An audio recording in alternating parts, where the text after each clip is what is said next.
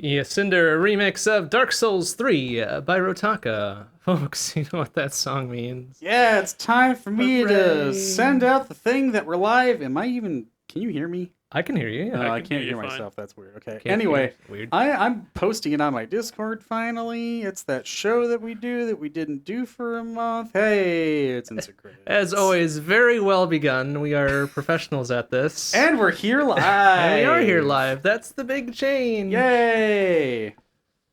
You're back in Wisconsin. We can do things in person again with reasonable amount of safety, which is good. And Which is very copious good. amounts of cheese. And copious amounts We of had cheese. beer cheese pizza tonight. It was quite fucking good. fabulous. It was quite good. And it had brats on it, so you know it's a Wisconsin pizza. Like, And absolutely caramelized 100%. onions and all sorts of goodness. And a Yeah. little bit of barbecue sauce. Just a little Just a little bit. touch, a little drizzle, you know, for flavor. Well, welcome everybody. I'm Mr. I'm Tormod. And I'm Vlad. Bond. Insert credits round 105. Welcome back. The true meaning of which should be pretty obvious, I would hope. Welcoming back people to the States and welcoming back our The show. States? The state. of- Okay, I of was like, wait a Wisconsin. second. I Sorry, would love not- to be out of the Not country. the state. Well, yeah, but. Well, welcome back to the state of Wisconsin, and welcome back to the show. Since we were off on July, did the show in August, and then we were off in September for various state moving things at both of those times, right? But it's done. You're fine. Everything's good. It's done. That's hilarious. I mean, you're here. Yes. You have For crossed the various state lines. definitions of Well, yeah, years. always, naturally. Like, but whatever. It's mostly done. Much of some of the work is done. But anyways, welcome back to everybody involved, and welcome back to anybody listening, watching, and or whatever. Housekeeping. So today is round 105. Just gonna really quickly Yep. pull up the Time to calendar. bring up the calendar. I got that in my pants. Okay. Never mind. So round 106 then will be November. We have that scoped out at We the don't. 18th. We don't? I don't see it. I didn't put out the thing yet because Oh, okay. we're a couple ahead yet. I So was anyways, like, 18th yep. seems good still, right? Seems legit. I will correct the numbers on that later since we skipped one. And then 107 will be December. Probably the 16th, but it's a 16th total seems fucking good. crapshoot because it's December. Yeah, naturally, of course. But we'll put it there just for now. If we have to change it, whatever. Ooh! Does not matter. Ooh! We're doing January too. Yeah, I know, because it's the 13th. And it's your we freaking get it. birthday. Oh. Yeah, you're right. When So you're right, you're right. old. I love Oh, I it. hate it. God, you're shriveling. It's I great. already feel like dust, man. I don't need to feel like even more dust. What is that going to be? 5, 6, 7, 8. Okay. Yeah, it's going to be Mr. Bond's birthday episode. how It's the the first of numbers work. 2023. Let's see if the aliens get us first. Oh, please get us first. Anyway, so that's 3 shows ahead, like we like to do. Anything beyond that is like we shouldn't even bother. Maybe the Mayan calendar will predict the end of the world yet again. As we know it. Third time's the charm, right? So I think it was third time, right? This was I it don't know. 2019, 2018, something like that. Or was it 2015? That was a long time ago, whenever they predicted the end of the world. Or 2012 was the first one. 2012? Son of a Yeah. bitch. All right, so 10 years ago. Yeah, because they Right. made a Um, really like campy apocalypse yeah. movie about it. That's, oh Yeah. God, they did. Oh, didn't yeah, they? you got to capitalize on that because we have capitalism. Right. May as well. But anyways, so obviously that didn't come to pass, unless it did, and we're all in a simulation. But who knows? Who knows, really? I see chat. Yes, right there. See? Look, a chat. And look at chat. that. Hello, chat. How are you doing? Hello, chat. That should do it for housekeeping, I think. We already made the big announce that you're back in the state of Wisconsin. We Huzzah! can do all these in person now, weather permitting, naturally, because we are approaching the winter months. We own winter tires. It's fine. Ugh, It's good fine. lord, I hate winter. Just skip ahead to spring. But yeah, that's housekeeping. How about some around the world? Some news. You first? Me first? I'll go first. Okay. So past few shows we've been going over all the weird ways in which Doom can be run and played upon and displayed and whatever. There happens to be another one. It's even more low fidelity. It's really weird. This isn't even the first time that it's been done in this sort of fidelity either, which I was surprised by. Okay. But Doom can now be displayed in 60 frames per second in Windows Notepad without any hacks or anything. literal copy pasta of ASCII characters, frame by frame, of Doom. And it plays the music too. It does, yeah. So it's not running in Notepad. The Notepad binary is not the one running Doom. Doom is running elsewhere, and Notepad is being used as a surface to display it upon, is essentially the thing. Yeah. Which is true for a great number of these hacks of what can Doom run on, like pregnancy test and a little real Lego brick that we talked about last time, and now Notepad. The other ASCII artish one, yeah, you dropped some. The other ASCII art one that I had just heard of in terms of this as well was like some libAA usage of actually color ASCII art that takes an image and puts it into ASCII characters essentially. Okay. As like a library type thing, and that's interesting. Like people definitely are very clever to be able to do this sort of thing. I don't have the time to, but I'm glad that somebody does because it's fun and cool and neat. And it is an unmodified binary of notepad.exe, so Yep, no weird hacks or anything. Just, here's the thing. Run the Doom, do the copy pasta. It does the copy pasta for you into Notepad, and apparently it's 60 frames a second. There's some tearing and stuff as you see the lines of characters come in, of course, but that's what the game's about.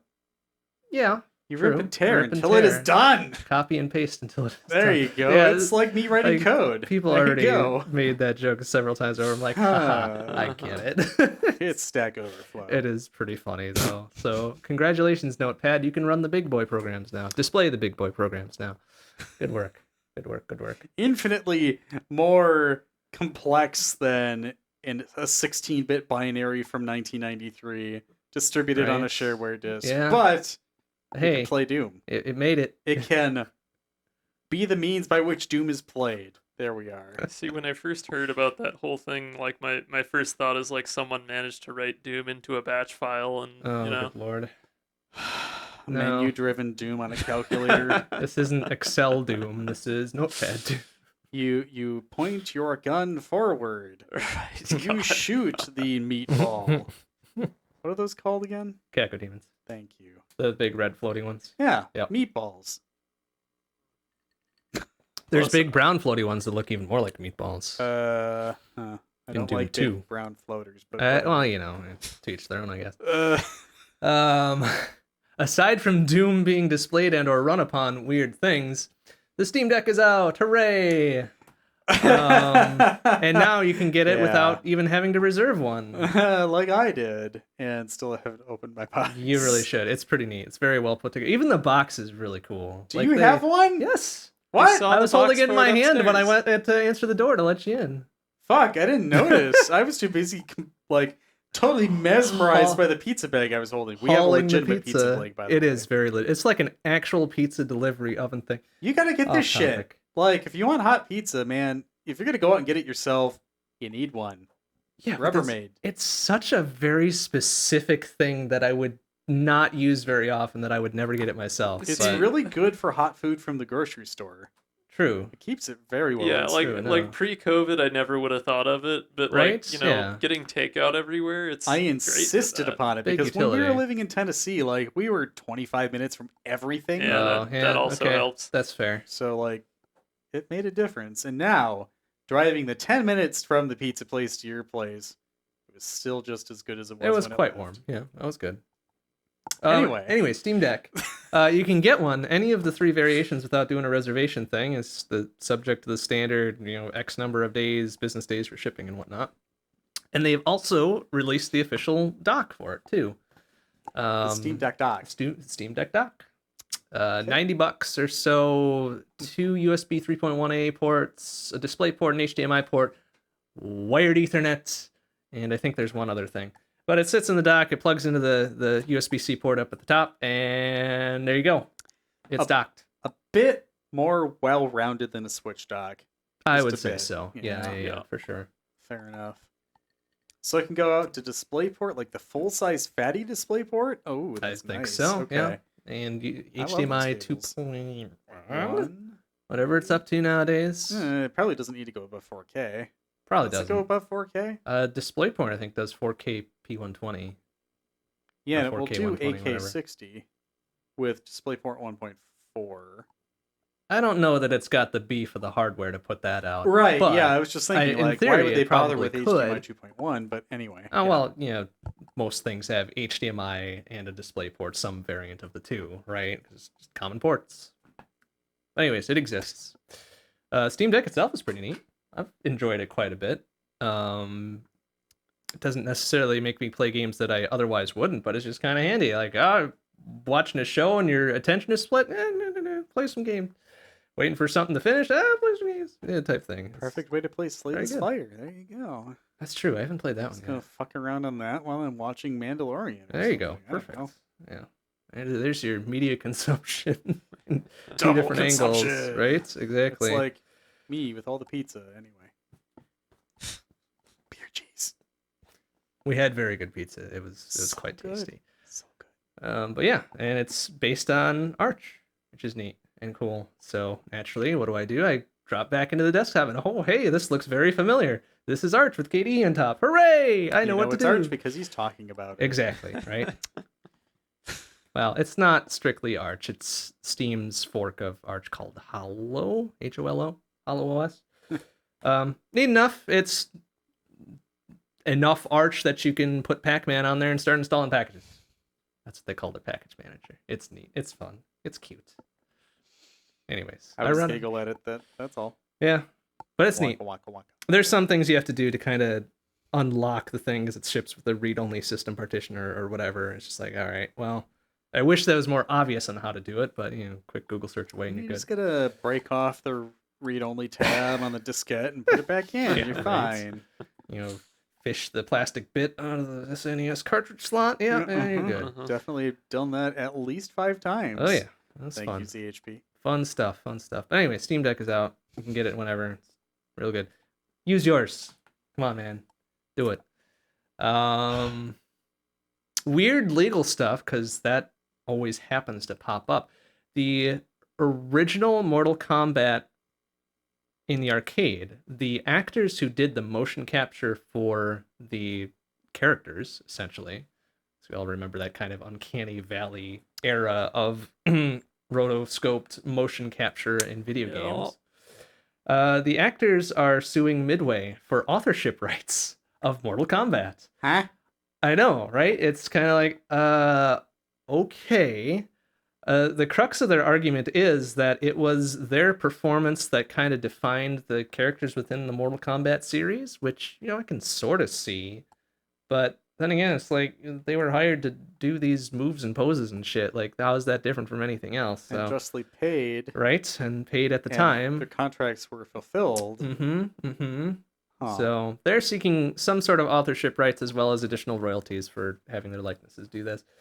I don't know why they decided to wait nearly 30 years to do it. Money. Well, yeah, clearly, but even back in the day, it was already selling really well. This was the killer thing for the arcade version and the home console ports and sequels thereafter. So, why now? Somebody's lawyer got a bright idea. Yeah. They took a cue from the Nirvana swimming baby dude. Yes, oh, which that also failed, right? Yes, it did. Yeah, I thought thankfully. so. Okay. Wow. Yeah, wild stuff. But anyways, that's the weird legal thing today. Well, one of the weird legal things today, or video game related.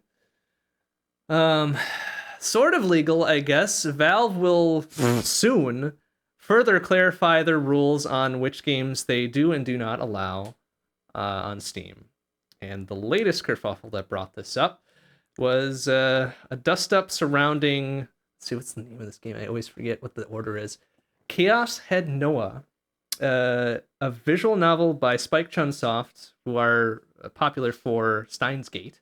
Okay. Another visual novel that didn't have this problem. But anyways, Chaos Head Noah apparently has some very sensitive themes surrounding characters of fairly young age that apparently drew the ire of Valve, saying, you probably can't release this on Steam or whatever.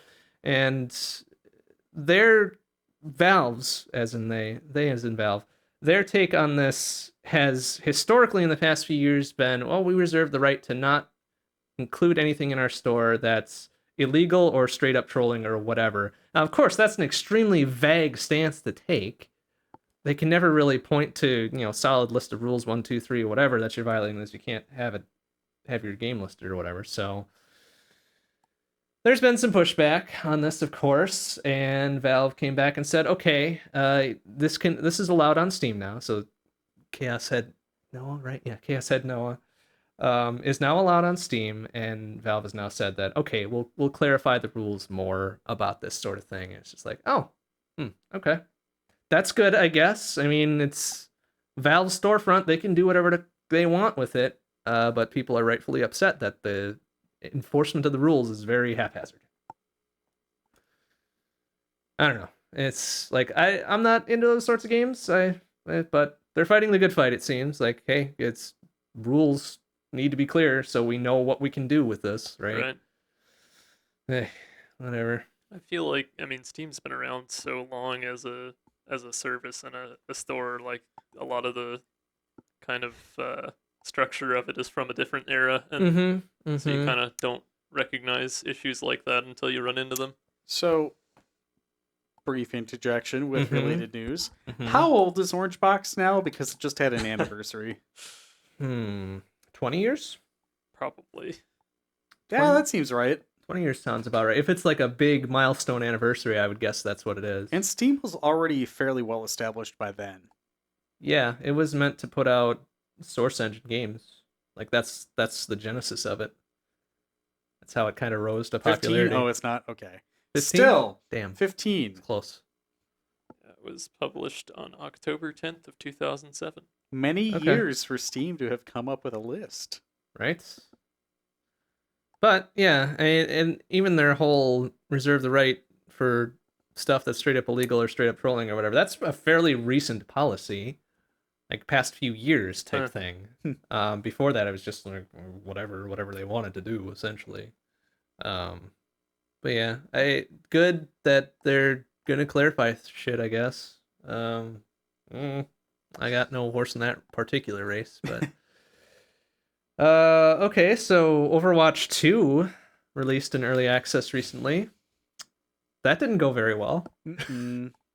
On top of the typical litany of stability issues and server issues and whatever, they being the Overwatch 2 servers, under attack by multiple DDoSes.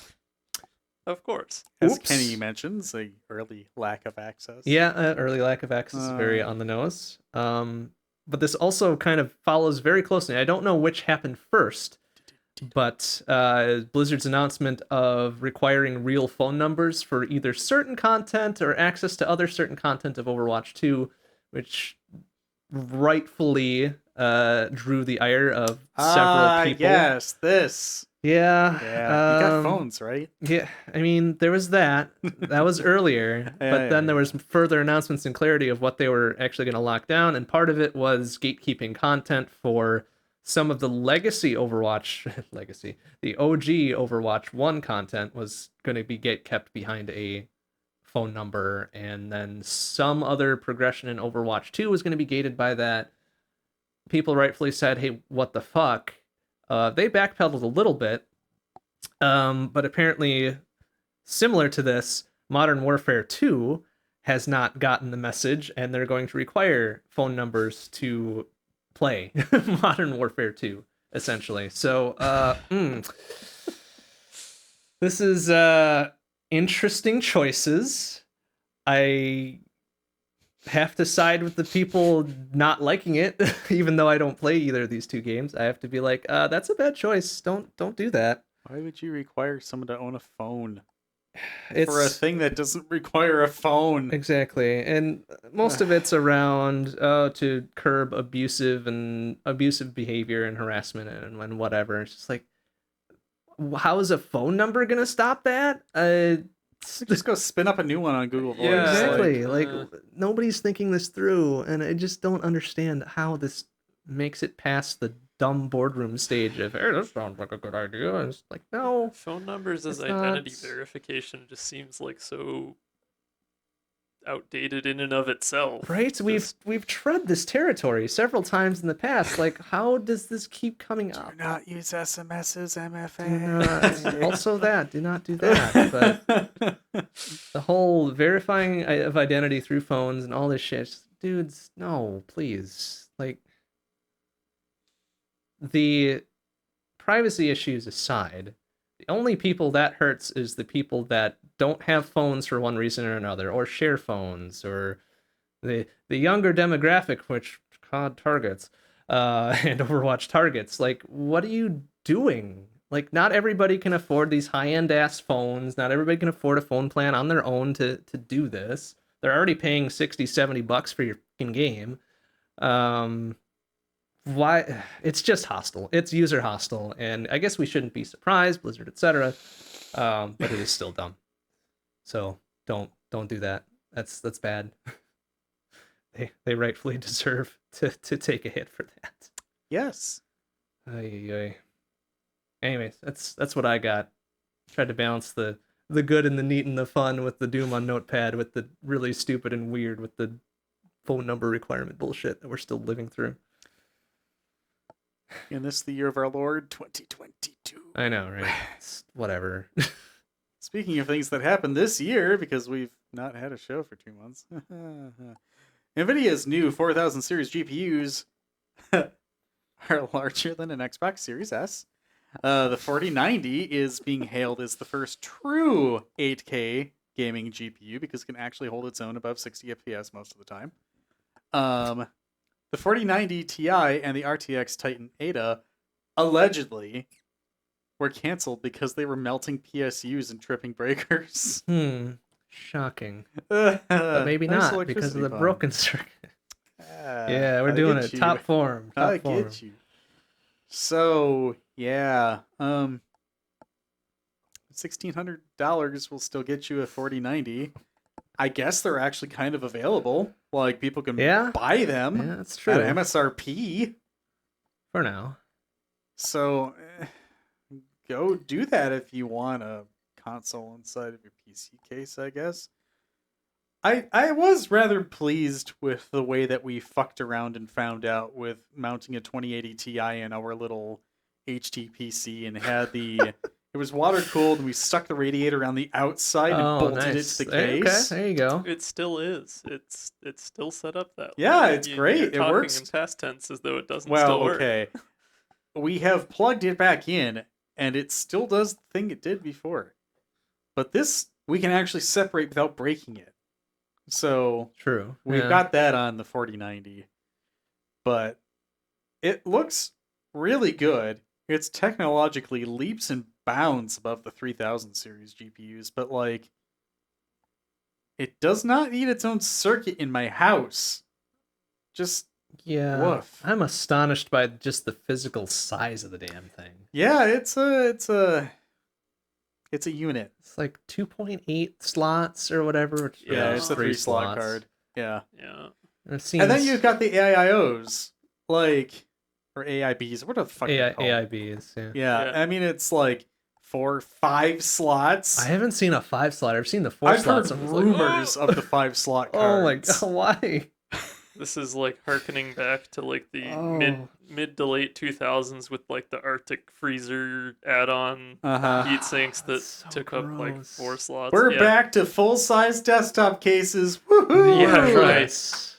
Gotta get yourself those 20 PCI slots and Rocking the full tower God. case. Yeah. EATX will get back in style. Oh, No. it's bigger than So you that. can fit more Don't. than one card. Don't bring that curse upon us again. Hey. The motherboard we had on the stream PC for the marathons was technically EATX. Was it? I thought it was just a full sizer. Maybe it was. I thought it was EATX no, though. No, that requires a bigger than full size case sometimes. Fine. EATX it up. Ugh, Yeah. no. I can have a capture card and a GPU. To Tom's point in the chat, I do have to wonder sometimes, like, have we reached the point where normal video games really just don't benefit much anymore from this? Yes. Like, Like 4 years ago. yeah, like, it seems like, I mean, there's VR, but other than that, you know. You know, actually, this is kind of an interesting point. So, I installed Final Fantasy 15 Windows Edition on the PC we were just talking about. It's this HTPC case with a 2080 Ti and the coolers mounted external to the case. Fine. So, I upgraded from that card to a 3090 briefly because I wanted to have better frame rates in that game. Okay, yeah. And then I decided to stick with a 6900 XT AMD, because I wanted to do hack and dash stuff. Spoilers, I do hack and dash stuff occasionally. Then I sold the 3090 to a friend at cost. Cool. So the 3090 was chugging, trying to do like max settings 60 FPS or more. It just couldn't at the time. That was 4 years ago. I booted up the game 2 or 3 days ago. Actually, no, it was last weekend. But I cranked it up with a 2080 Ti. It was Sunday. I cranked it all max settings with the 2080 Ti. Flawless. Curious. NVIDIA's drivers have gotten much more optimized, Yeah. to exclude the 700 megabyte size. But also, the game itself had a lot of updates. And there's a lot of different stuff going on in that game now 4 years later than I had played it. But like, wow, I don't need a 4090 to play this game anymore. Why would I upgrade? That's the most advanced game I have. Because you need to see the reflections in everybody's eyeballs in real time all at once. You don't really, but that's pretty much what ray tracing is. Let's be honest. I don't really need to see their blocked pores. No, Like, you don't want to. You don't want to see that. I can look in the mirror for that. Come on, like. Yeah, in game, you can look in the mirror. There you go. Finally, we can look in mirror. All right. VR. Yikes. All right, moving hastily along to AMD news. They've released their 7000 series CPUs, and apparently they've stayed in stock. So that's a thing. Good, cool. Bang. Bang. Take on that the wall. floor, baby. Anyway. So Micro Center was bundling with, I think, the two top SKUs, the 7900 and the 7950X, a free 32 gig RAM kit DDR5 because they were trying to get them out of the store. Interesting. Of course, the RAM kits were out of stock all the time and couldn't really take advantage of it. But, like, they're really trying to push Zen 5. You have to get a new motherboard. You have to get new RAM most of the time. Some boards let you use DDR4, but it's not the same, etc. Well, that sounds like a standard Intel release then. Yeah. Something like that. So we're graduating from DDR4 to DDR5. We're going from AM4 to AM5. All of these early motherboards are struggling with firmware. What's new? It's an wait a AMD minute. board. I've heard this before. Oh, God damn it. AMD, I love you so much. You're doing such great work. Your board firmware is such ass. It's just been that way ever since, like, Zen 2. I was on board with that. I dealt with it. I had a board explode because of bad firmware. It was great. Oops. But I still believe in you. AM5 looks badass. I want to get to it at some point. I don't need to. I'm happy where I'm at now until my board finally gives up the rest of its USB ports, and then I'm kind of fucked, but they're slowly failing one controller at a time. Oh, goody. yeah, great. it's the best. I'm really happy with that Asus, but moving right along. Yeah. Firmware issues, a time-honored tradition. Good job, AGESA, or whatever the fuck you stand for. Google has released their Pixel 7 and Pixel 7 Pro cell phones, as well as the first Google-branded timepiece called the Pixel Watch. There's my review. Not sponsored by Google. Not at all. Ever. I've barely used these things yet. Android, why? Why are you like this? But moving along. An official Valve video promoting the Steam Deck was hastily removed and re-uploaded with edits when the original was shown using the Nintendo Switch emulator Yuzu. Bless your heart, Steam. Oops. Now we know they're real gamers just like us. Mm-hmm. I don't know if Nintendo actually had a response to that at all, but Well, if they didn't now. so, as Kenny mentions, yeah, it's a good use case. I mean, you're playing a is. portable machine that's like 7 times better than the Switch. At Literally the least. form factor of it. I mean, Perfect. Like, big shrug. I don't know. Yuzu though, like I tried it on a laptop. It was so much worse performance than CEMU. That was like 6 months ago. People are saying that they can just like play Switch games on the Steam Deck, so I have to imagine it's gotten a lot better. Gonna have to give that a try. Wasn't Might be one of those reasons I open up that box. There you go. Wasn't CEMU the Wii U emulator? It was. Oh, it evolved into a Switch emulator as well then, huh? No, what I'm saying though is like CEMU is so refined Oh, well, and performant yeah. Okay. compared to this early Switch emulator, but it's not early anymore because apparently it's working great on these handhelds. All right. It was in a Steam video. Well. Like Valve apparently really recommends the use of this on their products. You know, So, like, now I'm curious. I'm gonna look at the Steam Deck DB thing, Proton DB thing, and do see it. if I want to Yuzu see is in this there. shit. I haven't looked at anything official outside of the news reports, but Because I would love to see Yuzu in there as verified by Valve. do it. I really want to see Alright, it. let's see. Of course, it's going to be like by game because it's an emulator. Yeah, But yeah, I'm sure. I assume other emulators. I are in doubt there. it's in here, but it would be super funny if it was. It is not. Damn. Verified by Valve, though. It was in a video from Valve. It's super funny. Can you get more verified than that? I don't know. So, yeah. I still haven't opened up my Steam Deck yet. Oops. Ah, they replaced it with Portal. Well, okay, at least sticking Well, to the hey, classics. but like, Yeah, if yeah. we're going to talk about Portal, the RTX version of Portal's coming out for free soon, which we can play in that 2080 Ti, Yeah. despite that being really early ray That tracing was the card. I mean, that First was the gen. first series Yeah. of it, yeah. That was when they were still saying, "Oh, the 2000 series and RTX will be a separate line of graphics cards, and we'll continue our main series cards." No. What's this? A Uh-huh. 1650 erupts from the What flames? the Yeah, hell is right. this shit? God damn it. But okay. Free upgrade to RTX Portal. That has me actually kind of excited. There you go. Like, yeah. I'm sure it's going to run just fine on this GPU. I'm really curious to see if there's any like super big difference with DLSS 3.0, etc. But like, Supposedly DLS S3 is I've heard pretty some great ridiculous things. leap in, Yeah. in its tech, so Heard too much about the Portal. Is it like a full remaster with new textures, or is it just we added ray tracing? I'm pretty to sure it's Portal? just ray tracing. Okay. Pretty sure. But like, hey, NVIDIA, who are you going to contact for memorable PC games from things that everybody knows? Gee, I wonder which game we'll choose. Right. yeah, like, right. Well, Who they, hasn't played Portal at this point? Like, I guess it's those been 15 years. Quake 2 was the early trial of that, I suppose, right? I heard and saw some amazing things with that. So, you know, if you want to do that up, cool. It's this weird uncanny valley thing going on with like old ass early 2000s, late 90s games suddenly having realistic shadows and lighting. It's Yeah. like, what the fuck is yeah, this? and it can go real well or real poorly. I don't Yeah. know. I like GZ Doom with all the funny, fancy stuff turned on. GC Doom is real. It's a actually legitimate fun to engine. watch, Yeah, it's good shit. And there's actual new games coming out specifically for GZ Doom. So, which is hella funny the way it is. Like Celico and Kenny, you'll know the other one that I'm forgetting as well. Disdain.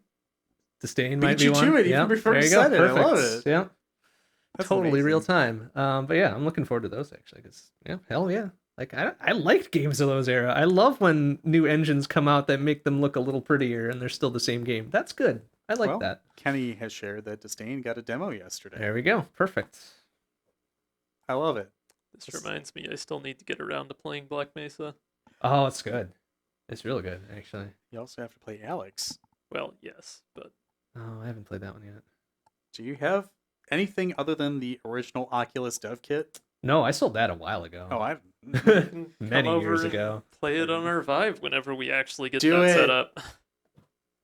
I We didn't can- see it. Where did I see that? Oh, that's right. I watched whatever GDQ it was that they had somebody playing Alex in VR. Oh, for one of really? them. Yeah. I didn't get to see that. That was one. pretty neat. I was Okay. like, oh, that's cool. Sounds fun. That's pretty cool.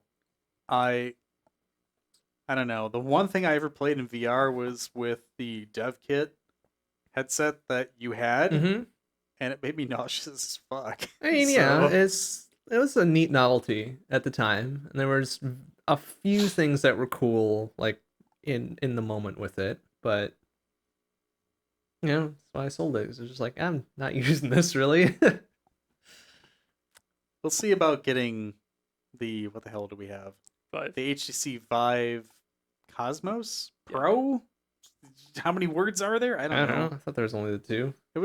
We have the Cosmos version of the Vive. Yeah. Allegedly it does pretty well. But alright. Well, we're still vaguely on the. Go ahead. Go ahead. No, you first. I was going to say, while we're still vaguely on the topic of GPUs, did anyone have any fun things to say about Intel's offerings? They exist. Other than they're disappointing, but hey, Hell I'm yeah. glad they're there. That's good. Let's get another player in the GPU market. I know. I mean, that Apparently- part's the good part for me is just having more competition. Mhm. I think it was ASRock picked them up as a third party Really? add-in Oh, board. yeah. So they have Saw the like renders for one that. actual board AIB. partner, right? Yeah. Mhm. Okay.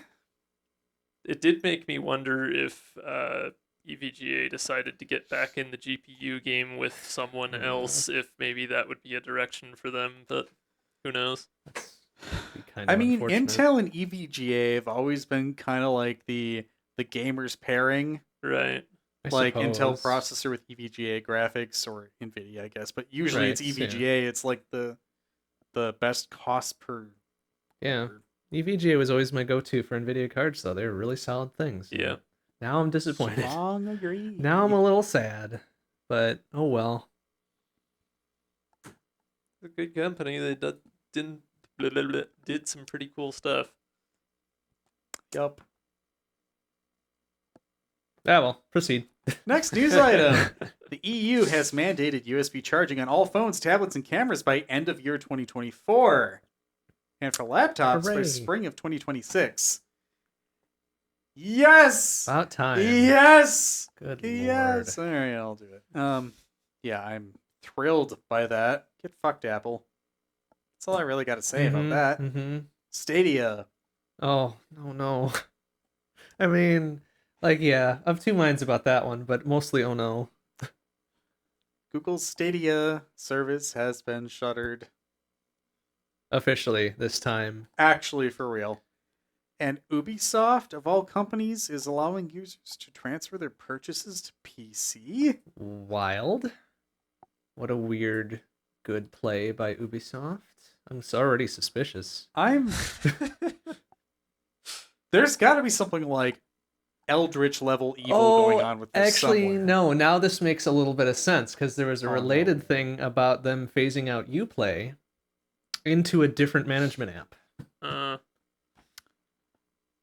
I also heard that Origin was replaced with something new recently, Was it too. Origin? It might have been Origin. Sorry, I got the two mixed up because they're both Origin, crap. Yeah, you're right because I read the news article. Origin's going away. Hooray! To be replaced by something else. Oh. Aw. Funny anecdote. I back when it launched was gifted a copy of, I believe it was the first Battlefront remake that EA did Okay. for PC, and Required Origin, didn't it? it required Origin, and I Boo. never installed it, and it's still new in the box.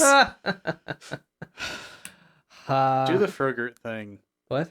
It was Do the one of those- Frogurt thing. We already did the Frogurt thing. No. Sort of. Just No, I'm not, like people have seen the Frogurt thing. It's the Simpsons Halloween episode. That's bad. That's good. That's bad. Can I go now? That's it. There we go. We did the Frogurt it. Uh-huh. There. It's kind of how the cadence we had going. thing. We're in person now. Come on.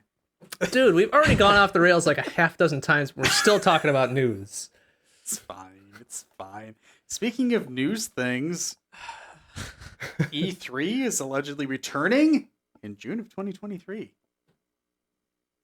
So this will be the third time that they're returning? Fourth, maybe? Tell a friend. Ugh, good Lord. All right. Last thing of mine. Hackers. It's a fantastically campy movie. Oh, okay. Vaguely related, a massive Grand Theft Auto 6 leak reveals many details about the upcoming title, and it has severely damaged developer morale. They weren't ready to show it off yet. You don't say. Yeah. So there's a lot of people Oh, that are yeah, actually okay. defending the devs here because they've publicly said, wow, What the this fuck? fucking Yeah. sucks. I mean, I don't know if I want to keep working on this shit now. This is also by typical gamers being like, "Oh, this looks like ass. Well, it's not finished." Well, of fucking course it isn't, you jagoffs. Like, And what the? of course, they're being misogynistic pricks Oh, too, because naturally. there's a female protagonist. And the typical round of death threats and harassment and whatever Uh-huh. that is born of all this shit. So honestly, really stick it to a lot of people to just cancel the damn thing. Like I honestly wouldn't blame them. I really wouldn't either. They also kind of have the Half-Life 3 problem going, where like GTA 5 was like one of the longest running, best known, most popular video games It of its. continues And to it is be still there. going. Yeah. So How long has it been now? 7-8 years, I want to Yeah. say. It's had a It's- real good run. So It's transcended console generations twice, I think. yeah. Yeah, that does Like- track. It's about to Skyrim levels of. I mean, not re-releases obviously because it's Yeah. just Don't the say one. it. You'll but... summon Todd Howard. Oh no, go away, Todd Howard. Fuck. But anyways, don't be dicks to devs when this shit leaks because it's not fully polished, you a-holes. Yeah, Like, what the hell? yeah. The most I could do here is feel sorry for the individual people who worked on this thing, because like divorcing them away from Rockstar, Mhm. I don't know, just to see something that you've been like pouring a lot of time into, obviously isn't ready to show yet. It still looks really good for what it is, but people expect perfection. It's not, And they're like, "Oh, we've been waiting for this." Yeah, fuck off. that's not how It games takes are made. time to make a game. Can immediately tell who has never participated in any sort of development process by those comments. Yeah. Very easily. Very So- bold and bright. Oh, I'm an idiot. I mean, it's easy to make fun of Rockstar in general Oh yeah. Sure, and certainly make is. the Todd Howard jokes and everything else, but like, in the end, like, they're okay. At least in this case, they're trying. hmm And they've been making good progress on something, and then some kid from the UK allegedly is the one who leaked this. And it's like, well, fuck you too, buddy. You have no idea what went on into all of this, and I don't know, it just Mm. really pisses me off. Yeah. But I love the claims. They're like, "Oh, I could make this in a week, 2 weeks, or whatever, and have it look like this." Like, have at it. by all means, man, fuck off and do it. Let me just get the. Never mind.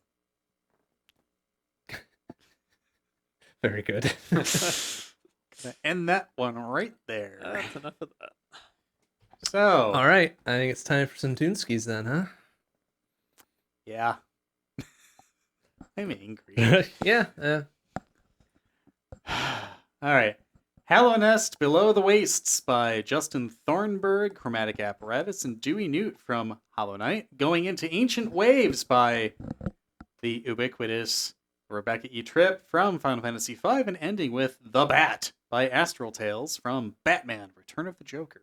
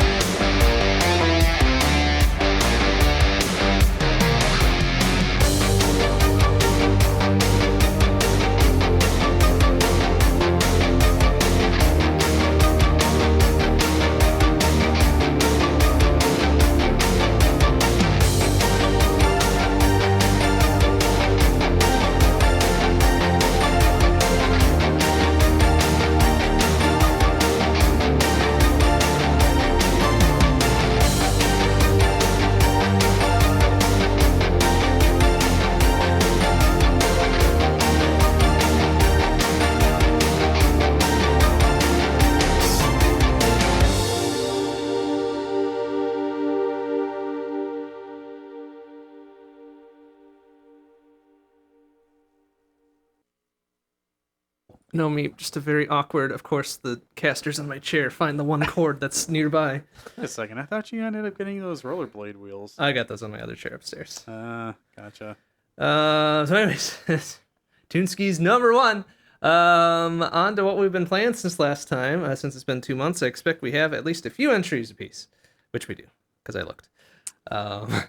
So if you would like to go first, by all means. Sure, let's see if I can remember all right. the games that I And did. also, I need to not. There we go. It's Perfect. All right, so of course I continue to Slay the Spire. I'm not yet as prolific as Vlad has been with his runs, but I did actually ascend with 2 characters, I'm pretty sure now.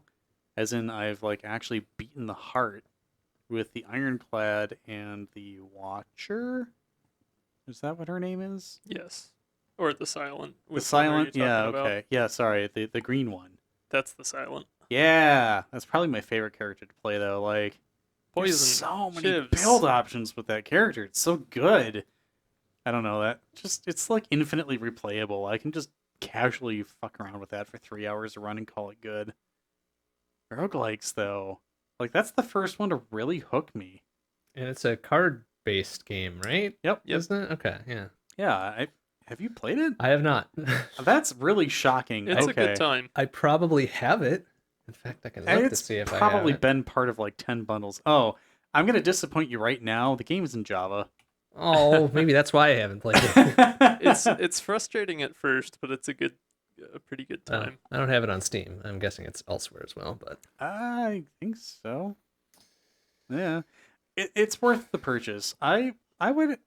Yeah, it's just one of those like chill and play the game while you bullshit around with people who are in the same room with you, and it's casual. I like it. It's nice. I feel like it's pretty well balanced for being as long of a run time as it is, because each run is usually 2 to 3 hours, even if you know you can like if you have a bad run right away, yeah, you might be done in the first hour, but like for being that long of a run time as a roguelike, it does a pretty good job of not yeah, okay. being fair. super punishing and frustrating every time you But then Don't speedrunners finish. found it.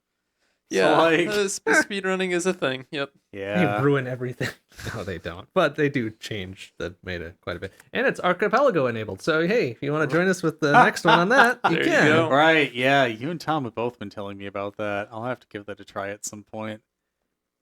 Of course, I've also been playing some other games, although in the midst of moving and everything, don't get your hopes up for a long list here. But I did mention that I played Final Fantasy 15 this last Sunday, and I originally played it and actually got through the end of the game like the same week it was released on PS4. So since then, they actually changed one of the end chapters of the game because people bitched about it so much. So I have no idea what that looks like yet, but I started a PC save back when it came out, and that's actually when I bought the 2080 Ti, come to think of it, with the intention on doing as much side content as possible before actually continuing on to the game. Or like with the main quest and whatnot. So in my opinion, there's 2 halves to the game. And I kind of left it off at the end of the first half, and my characters were already level 99. You can go up to 120 now in this specific game. It totally jacks up the amount of XP you need as soon as you hit 99. It's like ridiculous amounts of XP to get levels now.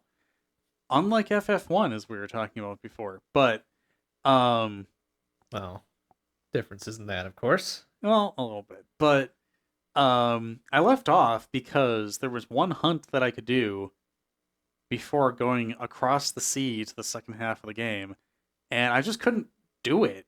Like, I don't remember having that problem when I was playing it before, and I definitely was not level 99, and I just couldn't defeat it. And I was like, well, fuck this shit, and I just stopped playing it.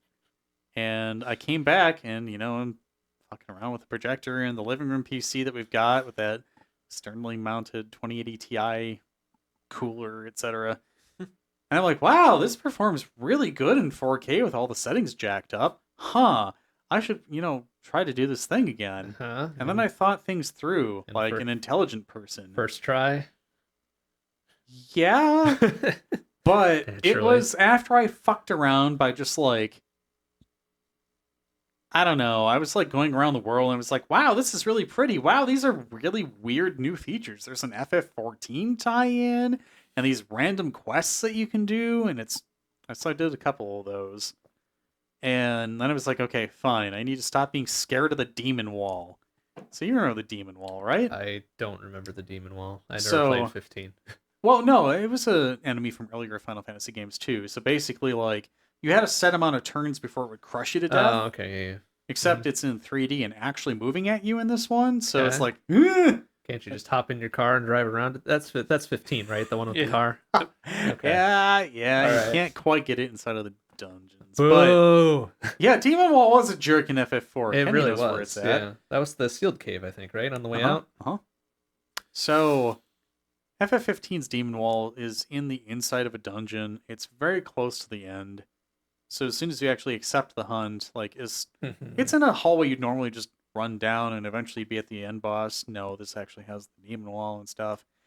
And yeah, I thought things through ahead of time. Now, one, you can stop at diners and eat food for like stat boosts and stuff. Okay. All right, so I got a stat boost. Cool, a little minor thing, but still.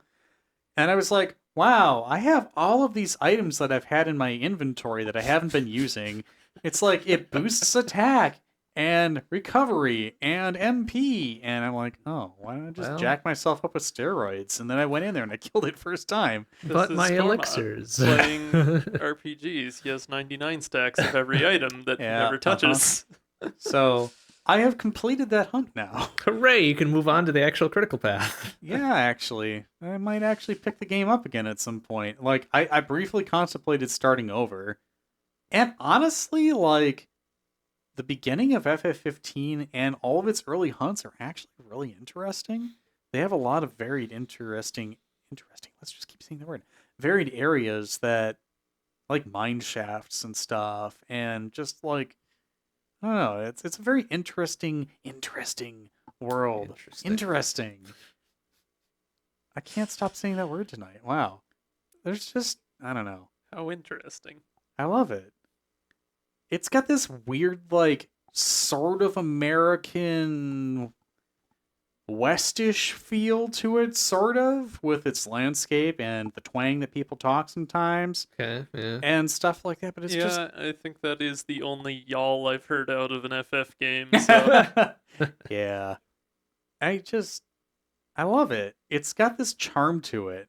And there's so much to do. It's open world. It's not quite as Star Warsy as FF12 was. Like, seriously. FF12 was Star Wars the game. In all honesty. I just really love the vibe in FF15. A lot of people hate on it, and I'm really curious to see what the alternate endgame is like, so we'll see if I get to it.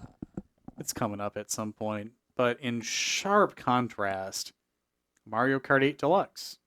So the second group of DLC tracks came out, fairly certain. We played through those. Pretty okay. I was pleased to see that Coconut Mall cars are moving again. That was a requirement. Well, that was the thing they patched like pretty soon after, though, didn't they? No, that patch was released alongside the second DLC pack. Oh wait, Coconut Mall was part of the first pack. Mhm. Okay. All right. Yeah. Yep. So it feels a little better now. The first pack, I don't remember what the fuck the tracks were, but like okay. there were a couple of them that like I couldn't follow where the track wanted me to go. It just felt really ambiguous in some turns. And it feels like they made it Yeah. more clear now. I found that problem with the new Mario Kart Tour tracks that they put in there. Yeah, those were the It's ones. just like, whoa, okay, whoa, all right. Yeah, like I think they made some small edits to make it a little more obvious what you're supposed to do, and I felt better about it at that point. Really looking forward to seeing the rest of them because the quality of these was actually pretty on par with the rest of the game. So It is pretty neat. They're still releasing content for what is now an 8-year-old Mario Kart 8. well, on the flip side of True. that is, what the fuck are you doing, Nintendo? Let's give us at least a version 9, or I guess technically Well, 10. I mean, because it's like we Tour were is talking something. about earlier with Zelda games, though. Like they didn't release new titles for Switch. They just ported everything from Right. Wii U that nobody had actually played yet and used it to sell more Switches. Okay, to be fair, Mario Kart 8 on Wii U was hella popular. It sold very, very Mhm. well. Oh yeah, I mean it was like when it came out, Yeah. I marathoned it for like Exa- 13 or well, 14 hours. I See? do remember. I was thinking that maybe they're working on a different racing series too. Like that would be okay. Cough, cough. Like F-Zero. F-Zero. Yeah. yeah, That would be nice. yeah. Captain Falcon, though. Yeah, right. Good times.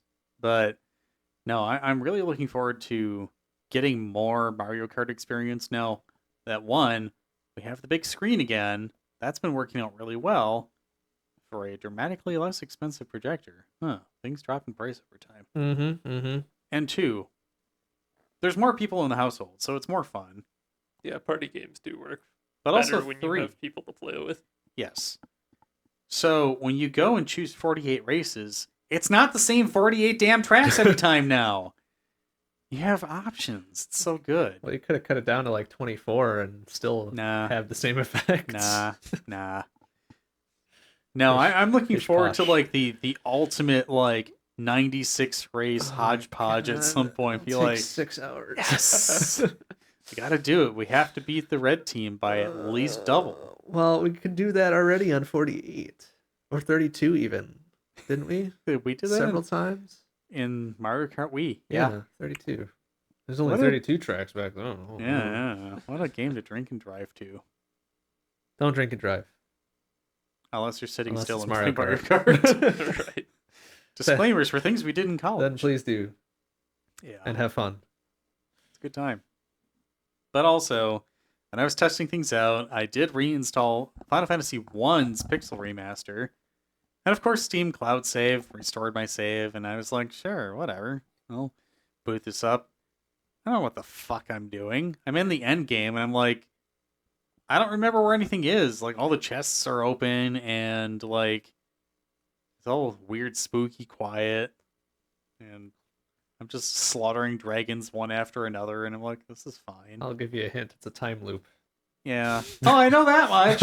Yeah. Damn you, Garland. I know, right? What an asshole. Sorry. Inside joke. It's a good time. Don't worry about it. But I'm sure I played other stuff. Like, I at least watched you play other stuff. Oh a yeah, I lot. have a list too, but you know. Was that a good segue? It really was. Sure. Meet me. Okay. Way better than most of the ones that we do. Yeah. I tried to remember most everything, but I'm sure I'm forgetting some things. But I've mostly just been dinking around on the Xbox since it's been the most consistently accessible of our gaming devices over Game the course Pass, of this though. move. But yeah, Game Pass has been pretty alright. I mean, every time I feel like I've exhausted the titles on Game Pass that I'm actually interested in, I like sit down and mess with the store for long enough, and I do end up finding another Find game some or new two. stuff. And yeah, Nice. and they rotate it frequently enough that it's worth checking every few months. But I think it was between last show and now I played Superliminal, right? Yes. Yeah, that was a good one. Not by any means a newer game, but it's a first-person 3D puzzler a la Portal, but not quite. It starts out very on the nose with this feels like Portal. This is making subtle references to Portal, and This then is it a test chamber. kind of Ah, like I pulls see. you out of it and introduces more elements to kind of distinguish itself and give it more flavor. But it's a fun little shorter indie puzzle game that has a lot of charm and a lot of clever design elements. So It's I a really good enjoyed that stream one. game.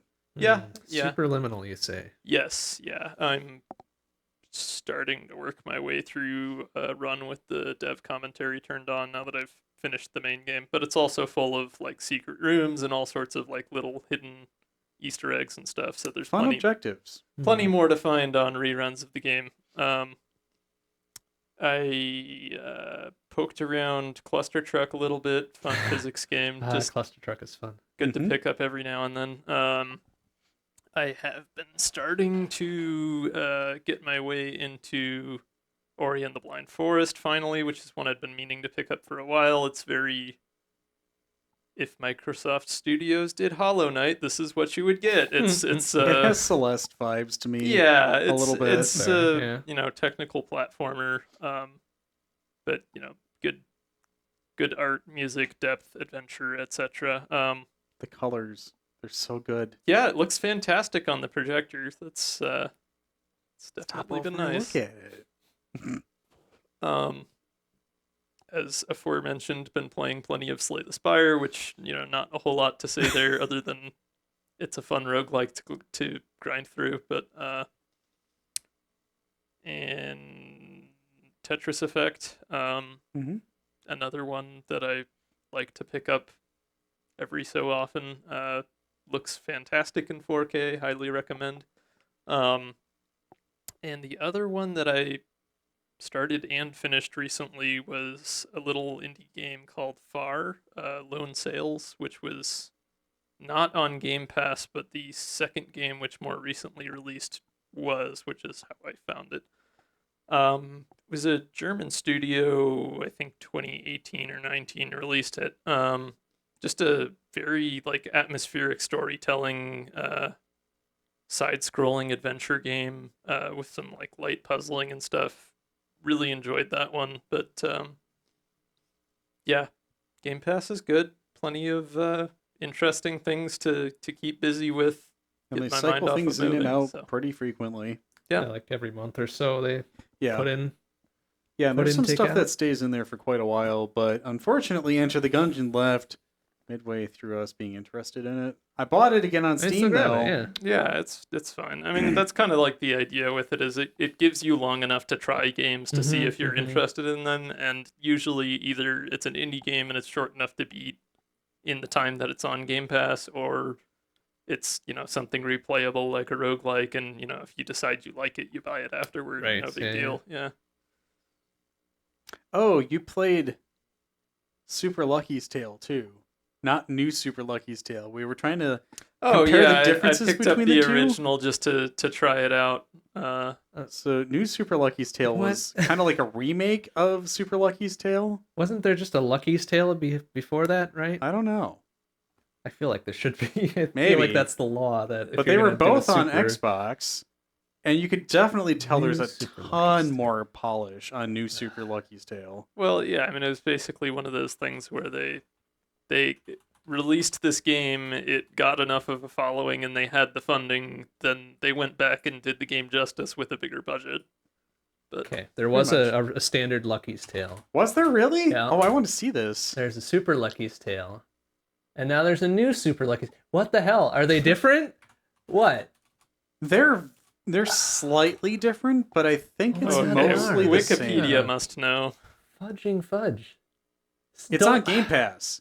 Like They're don't. both on Game Pass. I hate what they did with Mario and New Super Yes. Mario. Don't do that. That's even worse than the Kingdom Hearts crap. Like, don't. Oh, it's like Apple pulling off the new iPad as iPad second Like, gen. no, That was the stop name. with this. Like, what? Are you? How uncreative do you have to be to? Just don't do that. Yeah. Well, It's so so part of the, I mean, at least in this case, it is very clearly an homage to classic Mario-like platformers, and so kind of copying the naming convention does make it's some really sense. but- cute. Okay, it's not a. super cute. It's not a remake or a remaster, so it is its own independent thing. But oh my god, please find different ways to name your shit. But was there a Lucky's Tale? There was a Lucky's There Tale. was a Lucky's Yes. Tale, You know what, I'm gonna and look it up. And now. a Super Lucky's Super Tale. Lucky's Tale And We is now- did see that. Yeah, Okay. uh-huh. I yeah. wanna see So Lucky's Tale. Super Lucky's Tale is the sequel. New Super Lucky's Which Tale makes- is a better Okay. version of Super Lucky's Tale. Okay, so to be fair, Yeah. going from Lucky's Tale to Super Lucky's Tale is absolutely riffing on Nintendo already. Oh, of course, yeah. Just like the whole the 64. Like, yes, of course. Like, gotta tie in the actual console it's on. Whatever, fine. But What the fuck? It's a VR game? Yeah, with this new that was stuff. Oculus. That was one of like the early. I didn't know. I Yeah. didn't know anything about this. It's cute. Damn. Oh, it's really cute. Okay, I know. It's too cute. You want it put directly into your eye holes? VR. I seriously, I should have thought of that though. Like, if it's called Super Lucky's Tale, there's got to be a base game. They're better. Like, there's plenty of Yes. games that do that as the riff on, like, yeah, there's not a normal version. It's just super whatever because It's that like was the Super thing to Tormod do. Wolf too, but Exactly, but it's like, come on. Like, where's number like, really? one? Don't worry about it. It's But I fine. am worried about it. Where is The internet. I don't know. It was a bacon title for the Rift back in 2016. Neat. Now you know. Yep. Huh. Well, okay. How about you, Adam? I have played a lot in the 2 months. Gee, Naturally, I never would have of guessed. course, right? So I was still working my way through Neon White last show back in August. That's done now. And that was the very anime game, speedrunning FPS platformer type thing. Very neat, like cool, plenty of content. They wanted you to be the speedrun person in that game, and they did it very well, and they stuck to it. And it's very cool. There's also a whole bunch of content beyond that you unlock at the end that, like, I'm great. I'm glad that it's there, and that's great and cool. I just couldn't. I was just like, all right, I've had enough of this weird anime bullshit. Yeah, whatever. Story was fine. It was fun yelling at NPCs and shit, and the pro tag and all that sort of thing. I had my fun with it, but put it away for a bit. So done with Neon White. Then I picked up Curse to Golf, which is a golf-based roguelike. Okay. I know. This sounds like something that would come up in an ad hoc on this show. It All right. it sounds weird, but it's really fun. It Okay. is really extraordinarily fun. A couple bugs that I ran into that were very frustrating, including one that made the one run that I completed, I had to do essentially 1.5 runs of. Huh. Not bitter about it still. But it is a very fun game, very charming. It's like the golf mechanics are extremely basic. You have your driver, your iron, your wedge, and that's it. The 3 clubs. No putter. No putter. But then there's different power-ups you can activate called ace cards that you can pretty much activate in sequence if you want. You can use as many of them on a turn as pretty much as you want. But it's really fun. I would heartily recommend it to anybody, even if you're not super into golf. Like, it's not strictly golf. Huh. It's like, Okay. it's a course that is very vertical at times. Like, it's a side view. It's not a top view like NES Golf or Okay. whatever. So it's very much a dungeon crawler golf roguelike, essentially. All right. Which is weird, but hey, try it and you'll probably understand. Does it ever Um, tell you that you've had a good approach? I think one of the NPCs does say those words. Thank you. Yeah. Yeah, probably. Nice Um, approach. Yeah, there are fun, and like the writing is super good for the NPCs too. It's like, it's golf tropes, absolutely, all right, I'll look but it up. also it's very funny. And I think I did like cold call the exact lines a couple times, just because it was predictable in that Very sense. tropish, okay. But it was very funny. It was well delivered and well executed. Curse So to golf. Curse to Wolf. Golf. As soon as I type cursed T, Yep. it was. It knows me.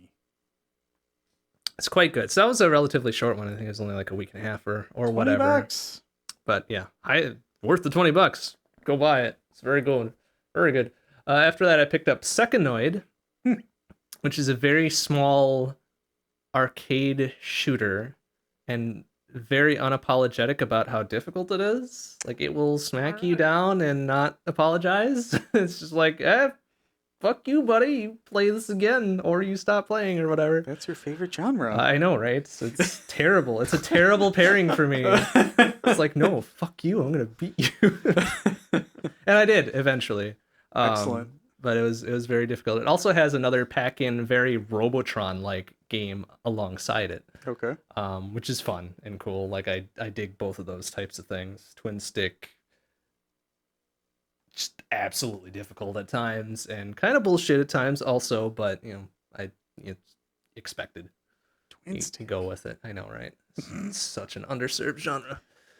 And now I've picked up Axiom Verge 2. Hey. Ooh, yeah. This was a title when it originally released was a 1-year Epic Game Store exclusive, which caused me to go, all right, see you in a year when the exclusivity period expires, which, hey, nothing against the devs that do that get paid and get the money to do that. Fine. Cool. Great. I'm glad for you. Mhm. I'm happy for you. I won't buy into it. I'll wait for that to expire and it'll come out on Steam or somewhere else because Epic Game Store, no thanks. But it is a very fun game. It does build off of Axiom Verge 1 a little bit. Okay.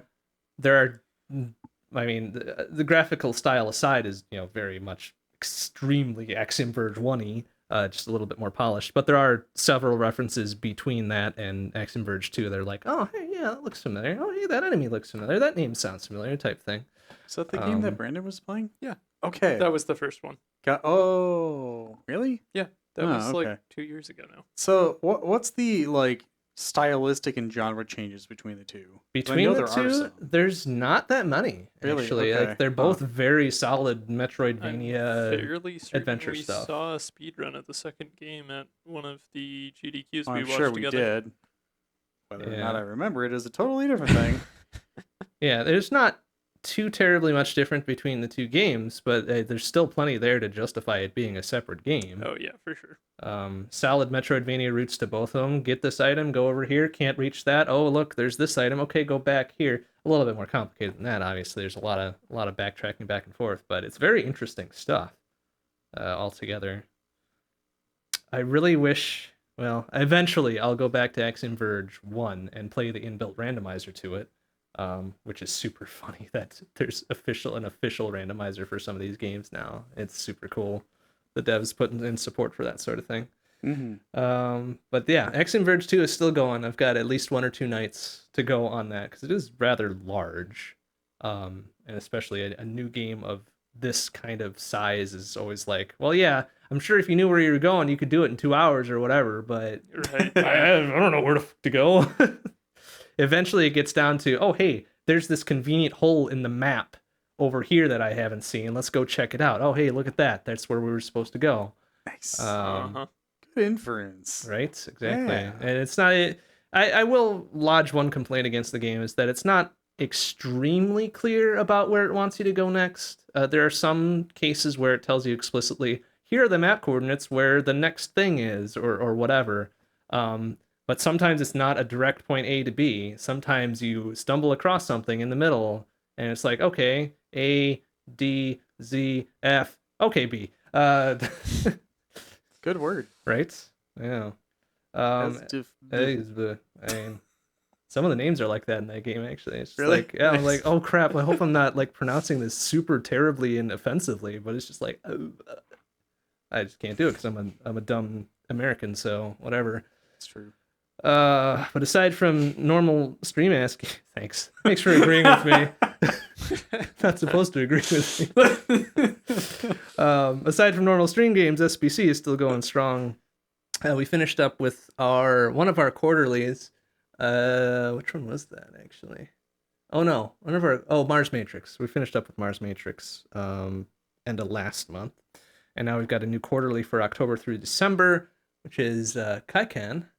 Kaikan? Haven't heard of that one. It's a freeware PC game. You can go grab it if you want. And it's on itch, which is great. And it's a very competently made shmup, which is also good. With a good soundtrack and very solid mechanics, and it looks nice, and it captures better than it did the last time we played this on SBC back in 2019. So Nice. all good things all the way around for that. The new shmup for October, our monthly, is, oh god, I gotta look at this because I'm gonna murder this pronunciation, but that's okay. Shoshiku Yosai Macross, Scrambled Valkyrie. I heard Macross in there. Yeah, Macross, whatever. Okay. Macross, No, it's yeah. fine. I'm familiar with that name and Right. that name alone. Yeah, so Super Famicom or SNES or whatever. It's weird. Yeah. It's very strange, but yeah, it's neat. Got your standard side-scrolling shmup action going with it. 3 different ships to pick.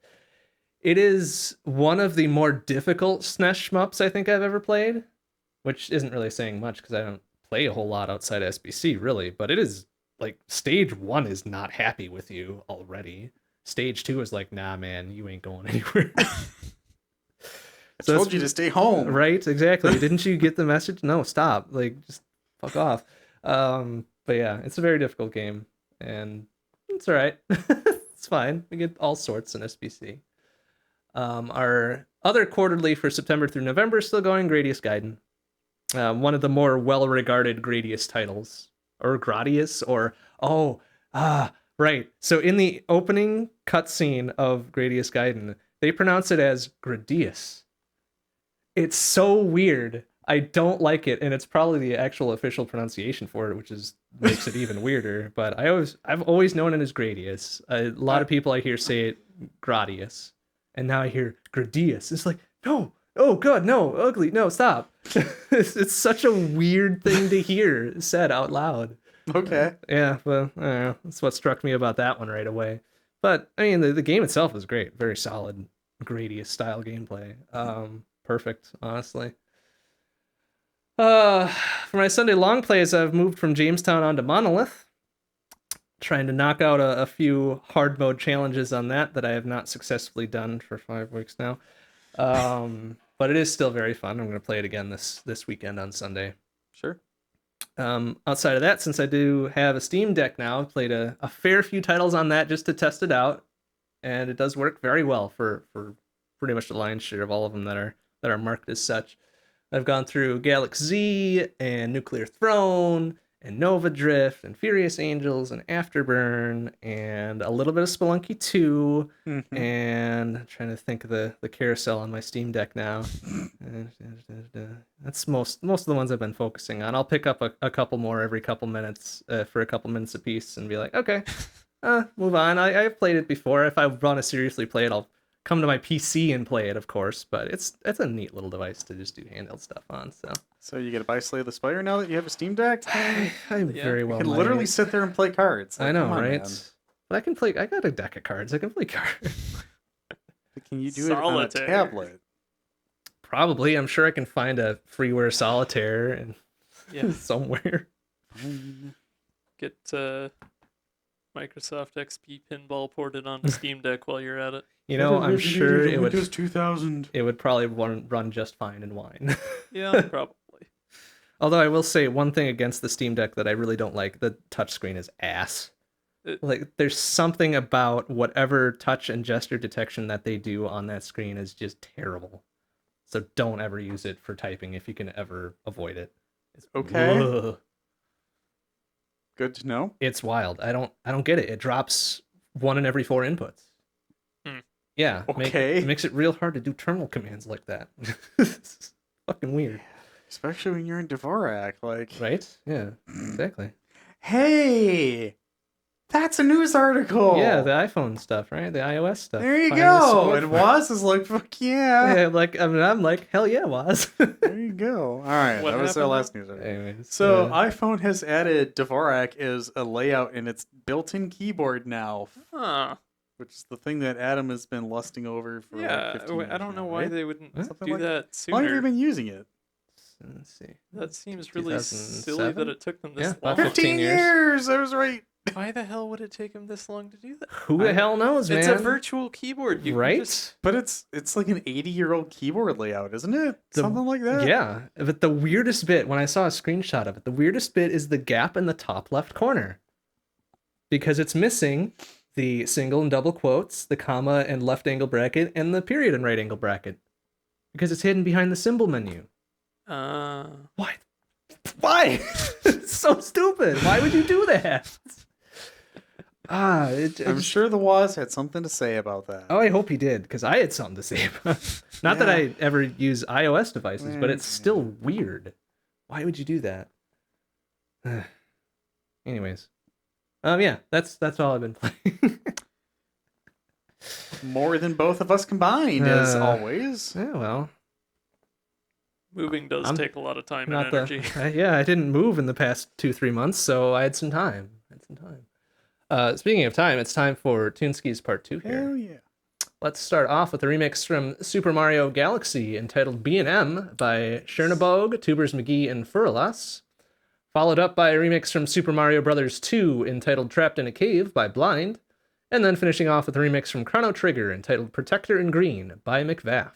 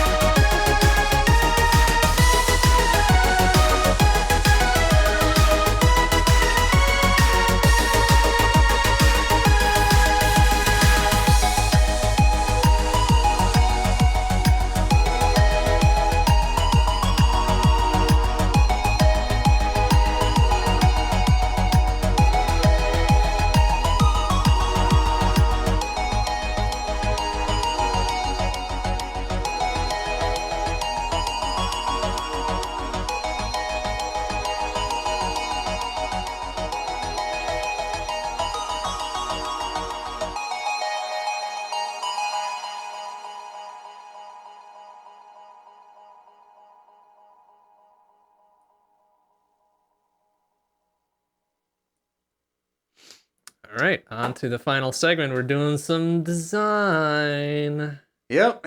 And Mr. Bond gets to push the button this time. Oh, Yep. shit. But you also get to read since it's kind of on your direct angle there. I suppose so. All right. Well, So when we first pulled up the site, obviously we can't use the first set because it's just like, hey, you want to generate a thing? Here's the thing right away. No, we can't use that. That's not fair. all So right. that's the rules. But we will say what that is. So we got one each of genre, rule, setting, and theme. The genre we can't choose is top-down shooter. Sucks for you. Oh, I like top-down shooters. The rule is entire game on one screen. I also like those. Damn it. Setting is zombie. Appropriate for the season. Overdone. Well, you know. And the theme is power and corruption. It's another game that just kind of writes itself. It is. It's really easy. It's a really easy set to deal with. Yep. It's too easy. And we can't choose it anyway. Right? Yeah. That's Go the ahead and law. Click that Yes, generate yeah. button. All right, so here we go with one of 3 rolls possibly to see our stuff. All right. The first here. Ooh, we have 2 genres, one each of rule, setting, and theme. You ready to go? Yep. All right. Our first genre is strategy.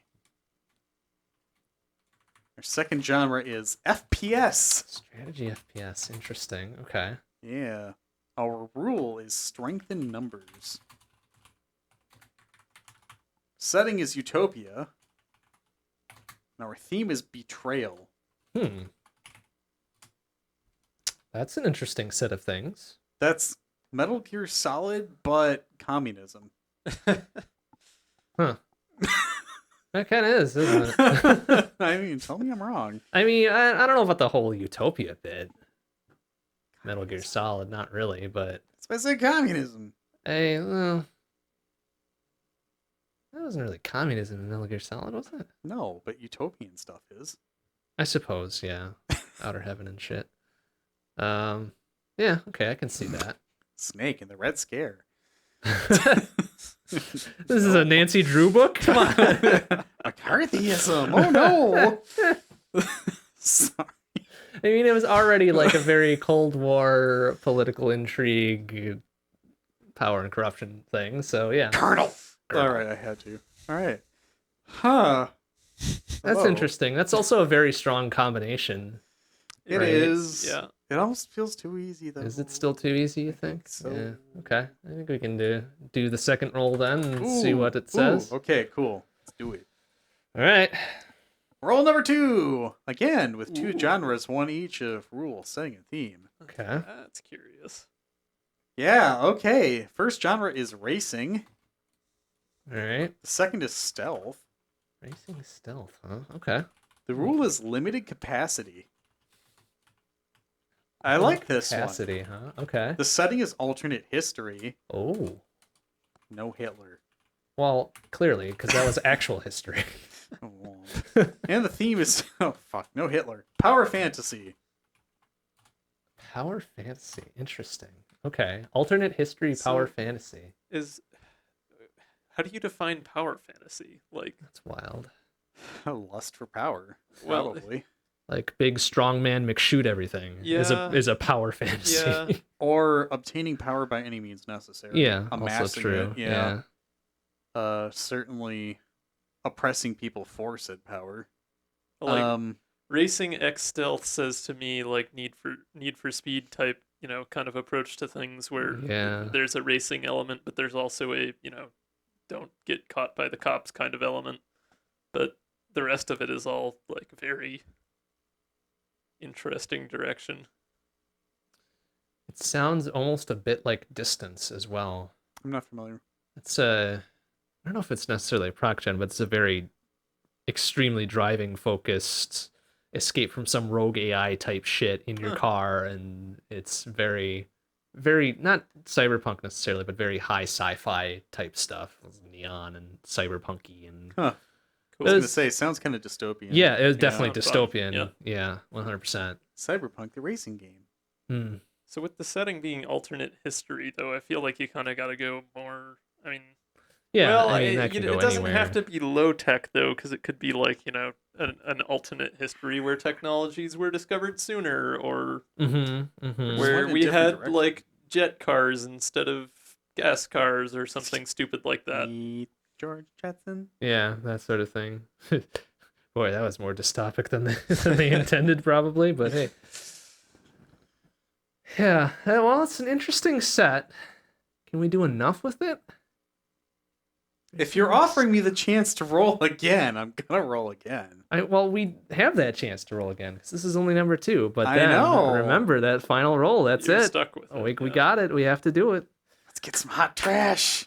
Okay, here we go. Hell yeah. Okay, Alright. let's do it. Let's do it. Survey says Rip Racing X Stealth. 1 each. Okay. Physics. 1 Alright. enemy. All right. Okay. Distant future. The year 2000. Myth. Distant. Oh my goodness. All right. Physics, 1 enemy, distant future, and myth. This could be interesting. So wasn't Huh. there? Oh shit. There was something sci-fi related to the dynamo at one point, wasn't there? Huh? Huh? I gotta look this up. It kind of reminds me of something. Distant future myth is an interesting combo. Oh hell yeah! it So is. in my mind, with the 1 enemy thing, I feel like that lends itself well to like maybe some kind of like a puzzle game or exploration game or something where you're kind of pursuing an antagonist or Yeah. kind of well like Huh. a physics based game with 1 enemy seems to me like you have some kind of like battle of the wits going on where you're This almost seems like you're fighting a singularity. yeah. I mean, yeah. That's a pretty That's- literal interpretation of that's this, I a- would say. Not a bad take on it though. That could be quite interesting. You're like the last person who hasn't been Mhm. absorbed. Mm-hmm. And with the state of AI as it is today, the singularity is a myth anyway. So you Yeah. know. yeah. So did you find what you're looking for there? Or? No, but I did start getting some ideas. Okay. Well, Well, good, because we have to do this one. It's the law. So I'm thinking of some mythological Island of Dr. Moreau kind of thing going on. Ooh, weird. Okay. Yeah, a little bit though. So it's the Mad God, whatever you want to call it, Okay. but by enraging it, you get it to a, how do I say, you cloud its judgment, so it stops thinking rationally and logically Okay. and starts not being as observant because it's blind with rage.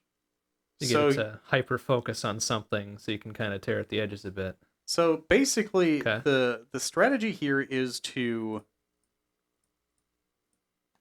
have ruses, distractions, traps, that kind of thing, to catch its focus away and piss it off by hurting it or something like that. All the while manipulating the environment on this island to eventually have some sort of Rube Goldberg-esque finishing blow. So you have to do all of this complicated setup while not being seen or murdered or etc. by the Mad God. Mm-hmm. And eventually you have to have the ultimate ruse, where you get it to exactly the right position and everything lines up the right way and boom. It all goes down.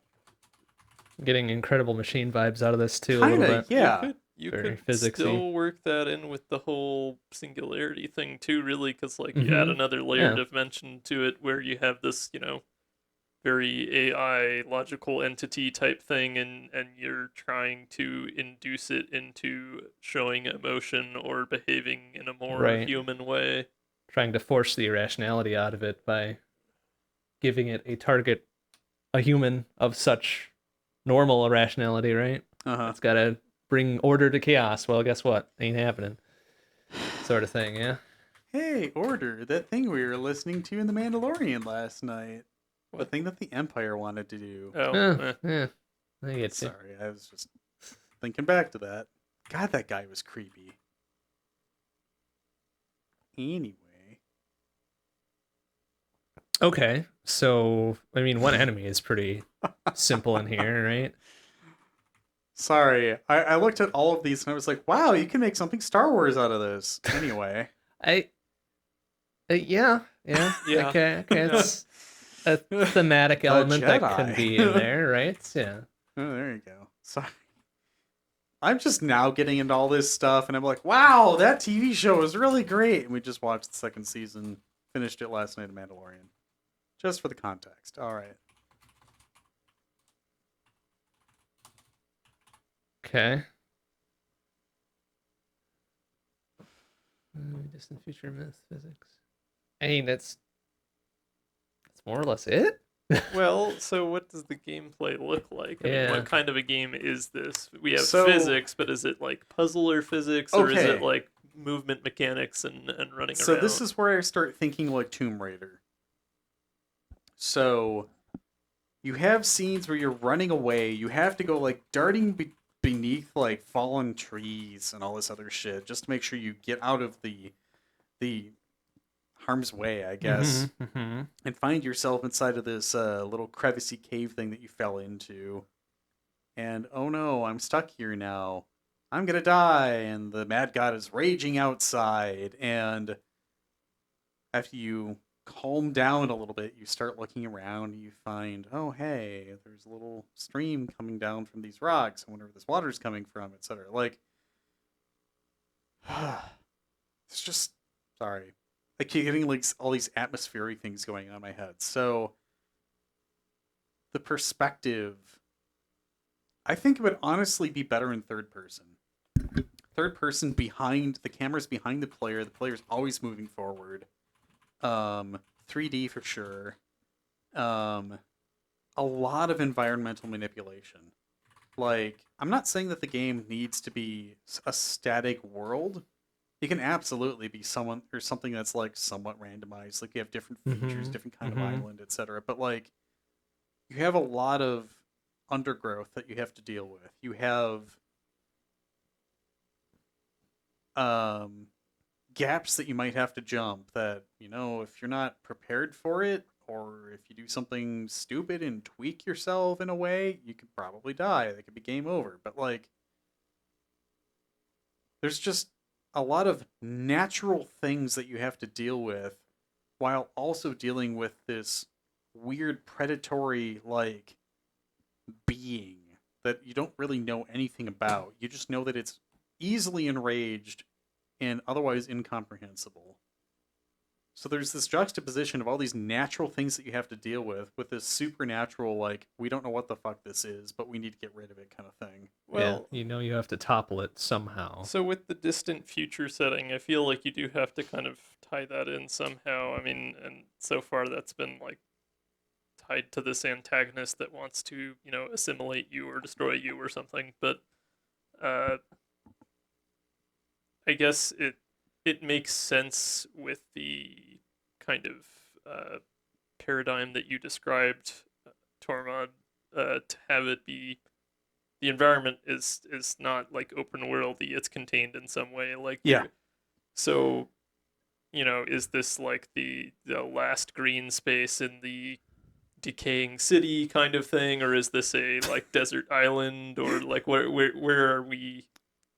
Where does it take place? Because like you're talking a lot about natural settings. How do you explain a natural setting in this distant future? Okay, so an interesting analog would be Covalent Island. Hmm.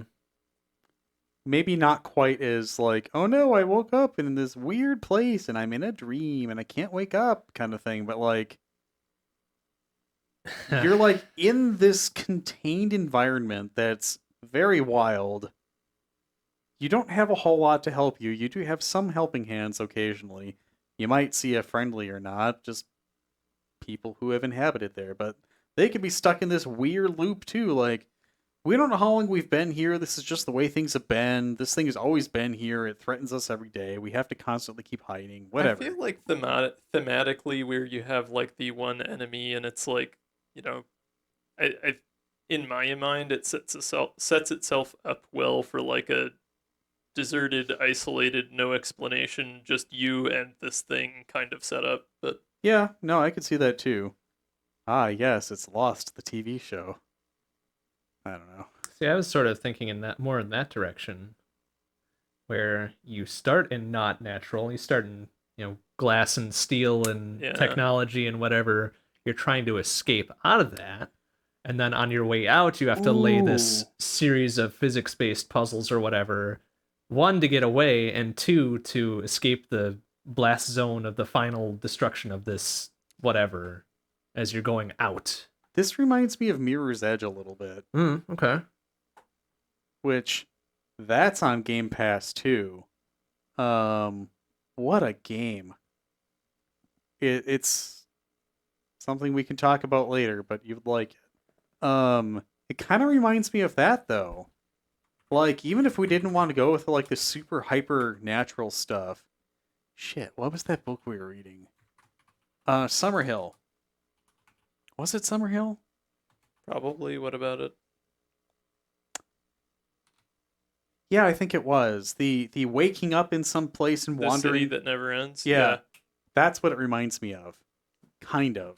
The Gray City. Yes. But if you combine that with the just like super dense, weird skyscrapery bullshit that you have to do with Mirror's Edge. the parkour. There we go. Mm-hmm.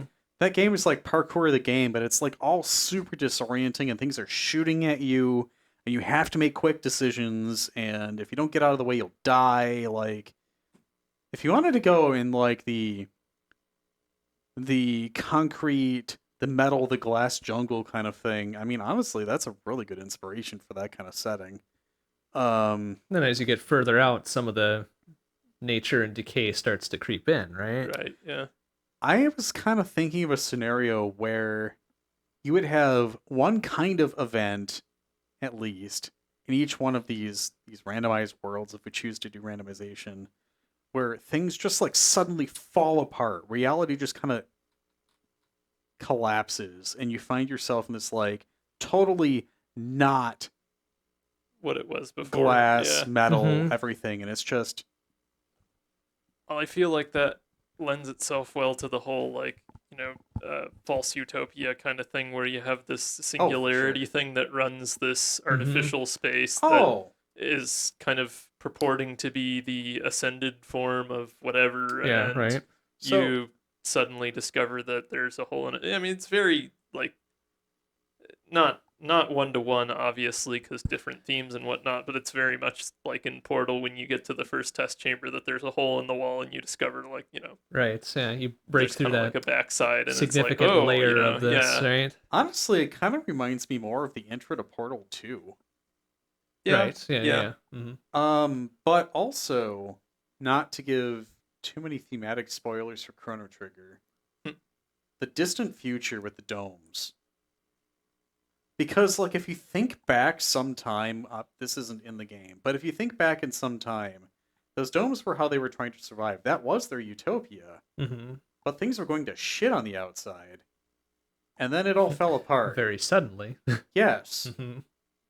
That cusp is kind of what we're thinking about, honestly, I think. So you shatter some manner of illusion, probably several times, and then each illusion that you break through, this entity gets more and more pissed at you for doing so. right, because it doesn't Or it want you becomes to more and know. more aware of you because now you are a threat. Right. You are a problem. It's You very are breaking out of the system. it's very logical, like, oh, okay, there's this one human just fucking around, whatever, and then oh shit, suddenly breaches one layer. Okay, I gotta start paying more attention, etc., etc., etc. You know the names of things far better than I can remember them. The thing from Citizen Sleeper. The thing that when you went into the web. The hunter. Yeah, kind of reminds me of that. I Because guess as you start poking around the system more and it becomes more aware of you, it starts to target you and gets more blind with rage every time. I guess, yeah. I mean, that one, I don't know. That feels disconnected from what we're trying to go for here, just because it's so like unintelligent. But I'm not even really sure this thing needs to be super intelligent. It's just Well, maybe it's it is. a being. It is, but then it doesn't really focus much of that intelligence on you until it decides you're a threat. Yeah. Maybe so. Then as it directs more and more power towards you as a single human, that really shouldn't take much to take you down because you're a fleshy meatbag. Right. Yeah. Then it gets Then it scarier and more. Overdoes Yeah. it significantly, and then it starts to show cracks in how Yeah. you can beat it. I like it. I think we should run with that. Okay. So as you're going along, you're trying to escape these layers of illusion or whatever. As you're going, you need to lay a trail of traps and puzzles and whatever to break through into the next outer layer. And then eventually you get to a point where the fullness of this entity, of this being, is focused on you. And you can set off that string of whatever and or whatever. So or something.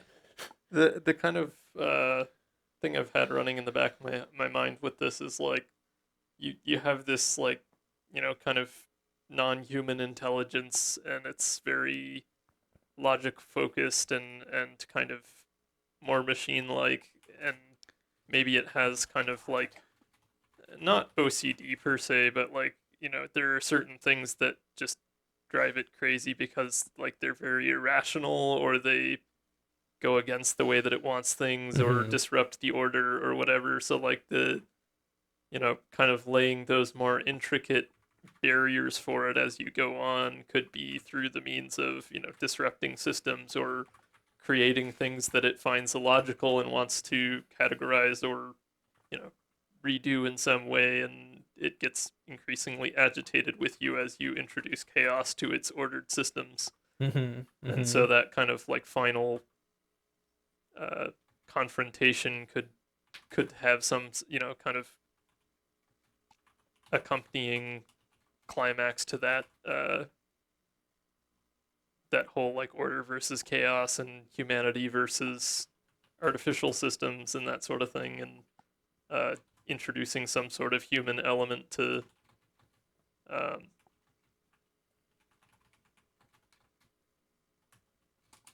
basically like, you know, get through or get away from it. Mm-hmm.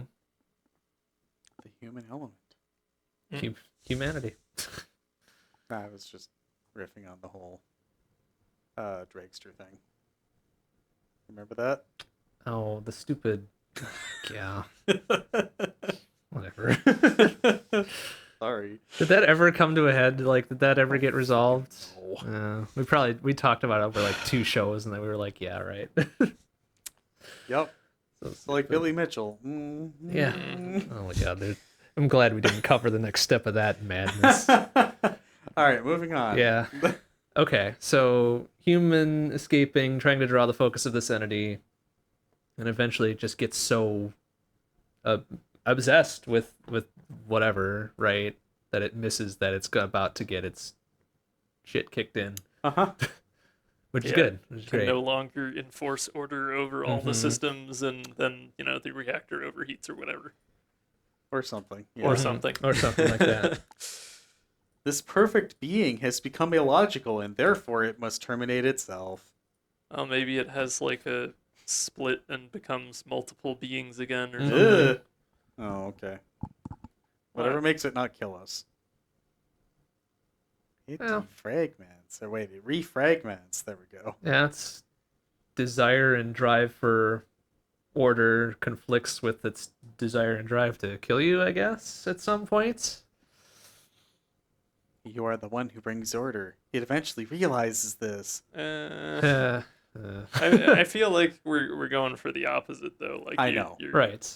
I was being tropey as hell. Yeah. But I mean, tropey as hell, that might be part of what kind of divides this entity up a little Well, bit, so too. maybe like one of its goals is to be life, and it realizes that life is inherently chaotic, and so that it can't be life if it's obsessed with Right. order or something like that. You know? Classic paradoxes Yeah. to do this sort of thing, Yeah. right? You The you have to endgame introduce plot of Fire Emblem Radiant Dawn. you bring some kind of paradox into it, and it has no way to confront it, and you know you defeat it by means of this, you know, haha, I came up with this witty thing to stump this AI.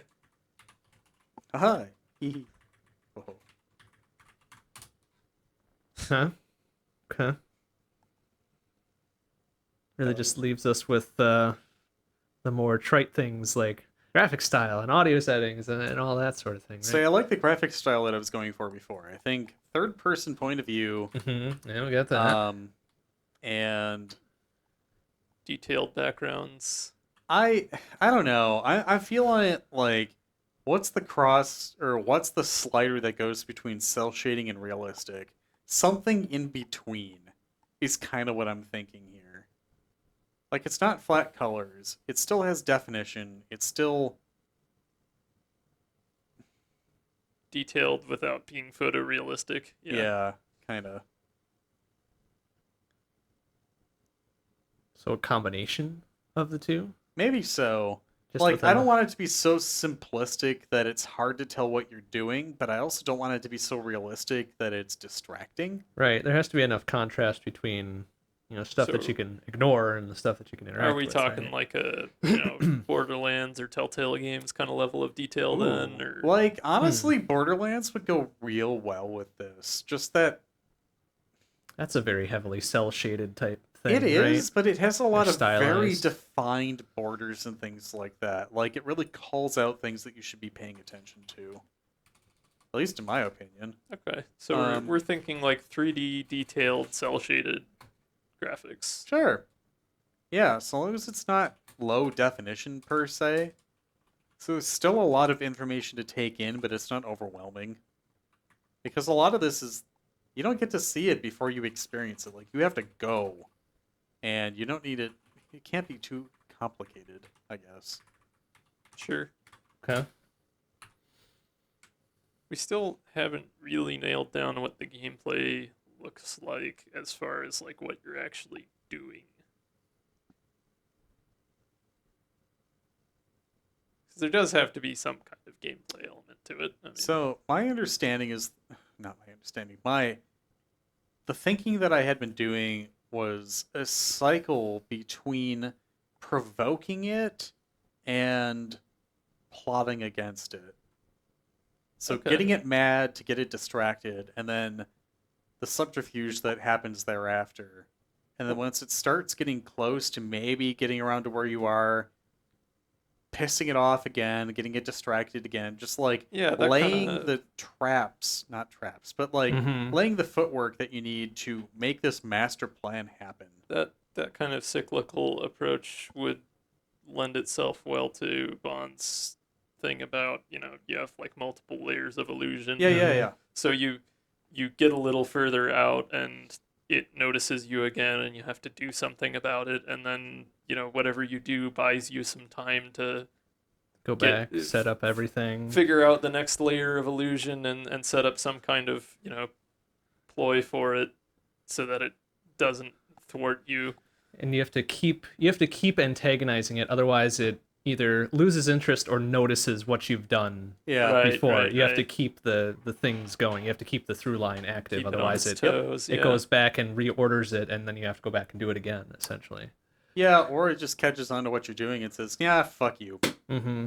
And then instant death laser and Or just Or big restart. splat. I feel like instead of killing you, you have like, kind of like back to the start draws one you way or another. draws you like, back draws in you back into through the a central layer, ring yeah. of it and wipes your memory or something. Yes, it's sin. Well, you could even work a little bit. I mean, not necessarily proc gen, but you could have some elements that shuffle every time that Mhm, you mhm. have to go back, so that it's not too tedious if you're on, level 5 of 7 and go back to the beginning.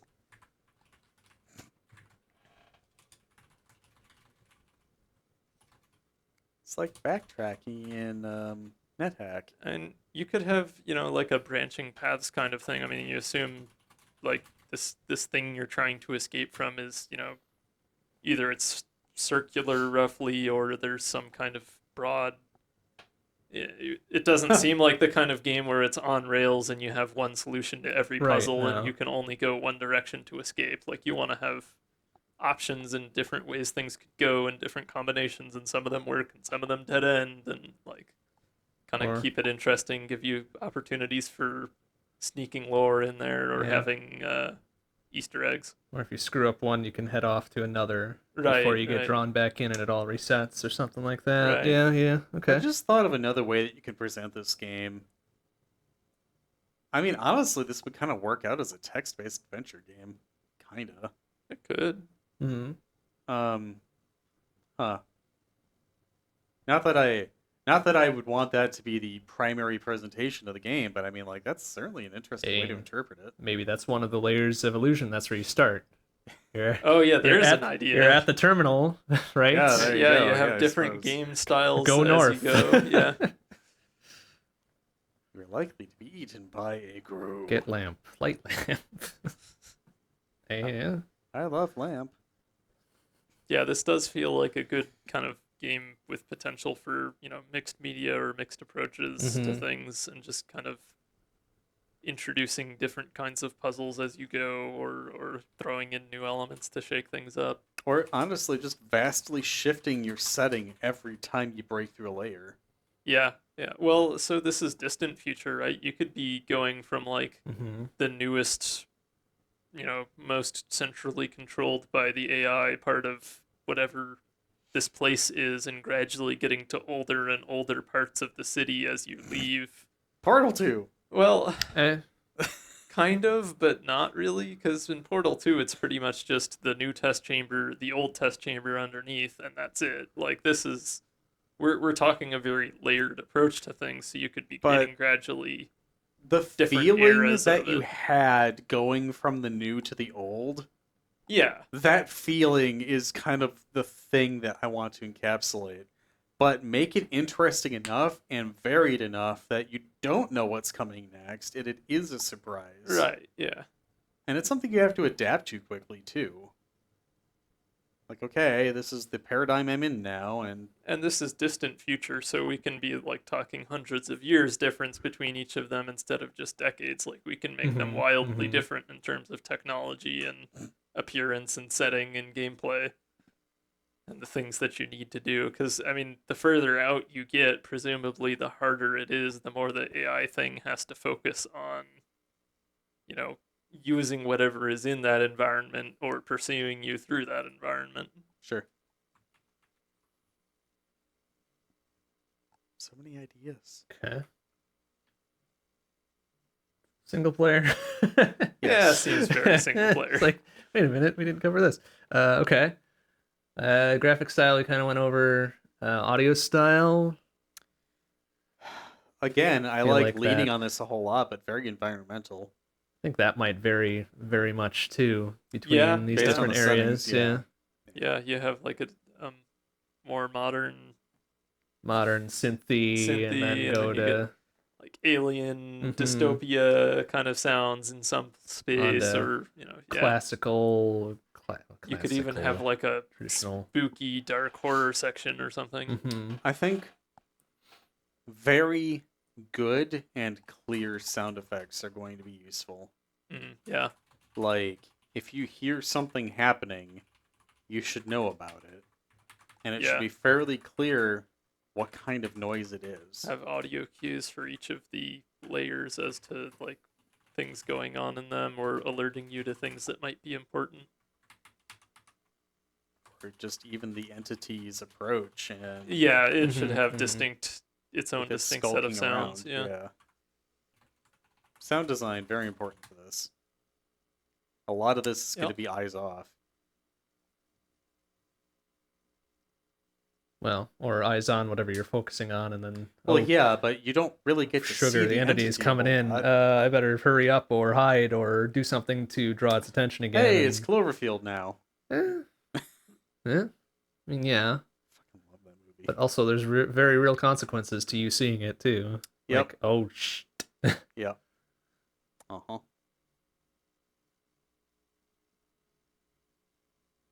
Okay. I mean, input method at this point is kind of I feel like not interesting, really. Like, it could be anything. Like, if it's third person over the shoulder, that lends itself to gamepad, keyboard, mouse, like anything, really. it depends on the Yeah, I don't know if third person would work as well given the other things That's we've true. defined. But it could also be yet another one of those things that varies depending on what it, kind of it level. changes between layers, right? I think multiple input methods should be allowed, and whatever the player's most comfortable with should be the one that gets used. So, like, if you're in a text area, you're going to type. If you're in a running through Borderlands thing, you're probably going to use twin stick. Like, Okay, so I just had a silly tropey, but also maybe really effective thought here. type of the dead. At some point, one of these layers can just be the you wake up out of the Matrix kind of layer, where like everything past that layer was VR or a simulation or something. Yeah, some So, of this like, stuff was skewing Yeah, matrixy. so like at first, this entity could have its own avatar or whatever in the VR space, so that it appears more like a humanoid figure that you're like talking to or running away from or interacting with, whatever. And then like once you get into meat space, like it's actually just like a some kind of spooky robot with a camera and a speaker and microphone dangling off of it or something. You have the potential to just change things up and throw another twist into it that way. I'm a robot made of paper towel rolls and a gun. That's been done. uh, I was thinking about spooky VR avatars, and I got one mental image that just the weird Zuckerberg fucking no! just like oh hello fellow human, how do you do? They got legs this week. I know, right? It's just like Just floating torsos. there's your jump scare right there. It's just like right. oh my god. Join us. Come around a corner and see the Zuck. Okay. Oh boy. There you go. It's a game about getting out of the metaverse. I mean, oh boy. How much of that is myth and how much of that is near reality? Oh no. Yike. Ugh, gross. And then, of course, the perpetual hard part, a title.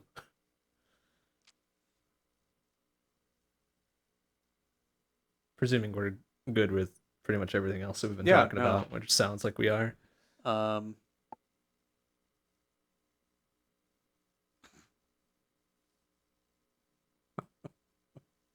No meme titles. I need to pay attention. I mean, meme titles could work. Like onions. Oh my god. Yeah, exactly. Okay, maybe not that meme title. Oh, I'm trying to think. I mean, if you want to carry that one step forward and just call it Tor. Why not? Which works on a couple different layers. Onion router. I was Yeah. thinking of like layers of abstraction or something like that, but Nope, I can't Tor. come up with a good It's good. workable I like title it. out of that. Let's do it. Tor. Is that trademarked or copywritten? Yeah, whatever that the does fuck feel that a one little is? bit I don't too on the care. nose. Do it. Or you can call it like Vidalia. Can we make that an acronym somehow?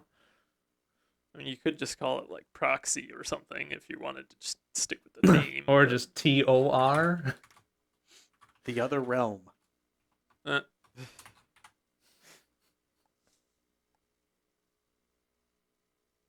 Hooray, we did it. We did it.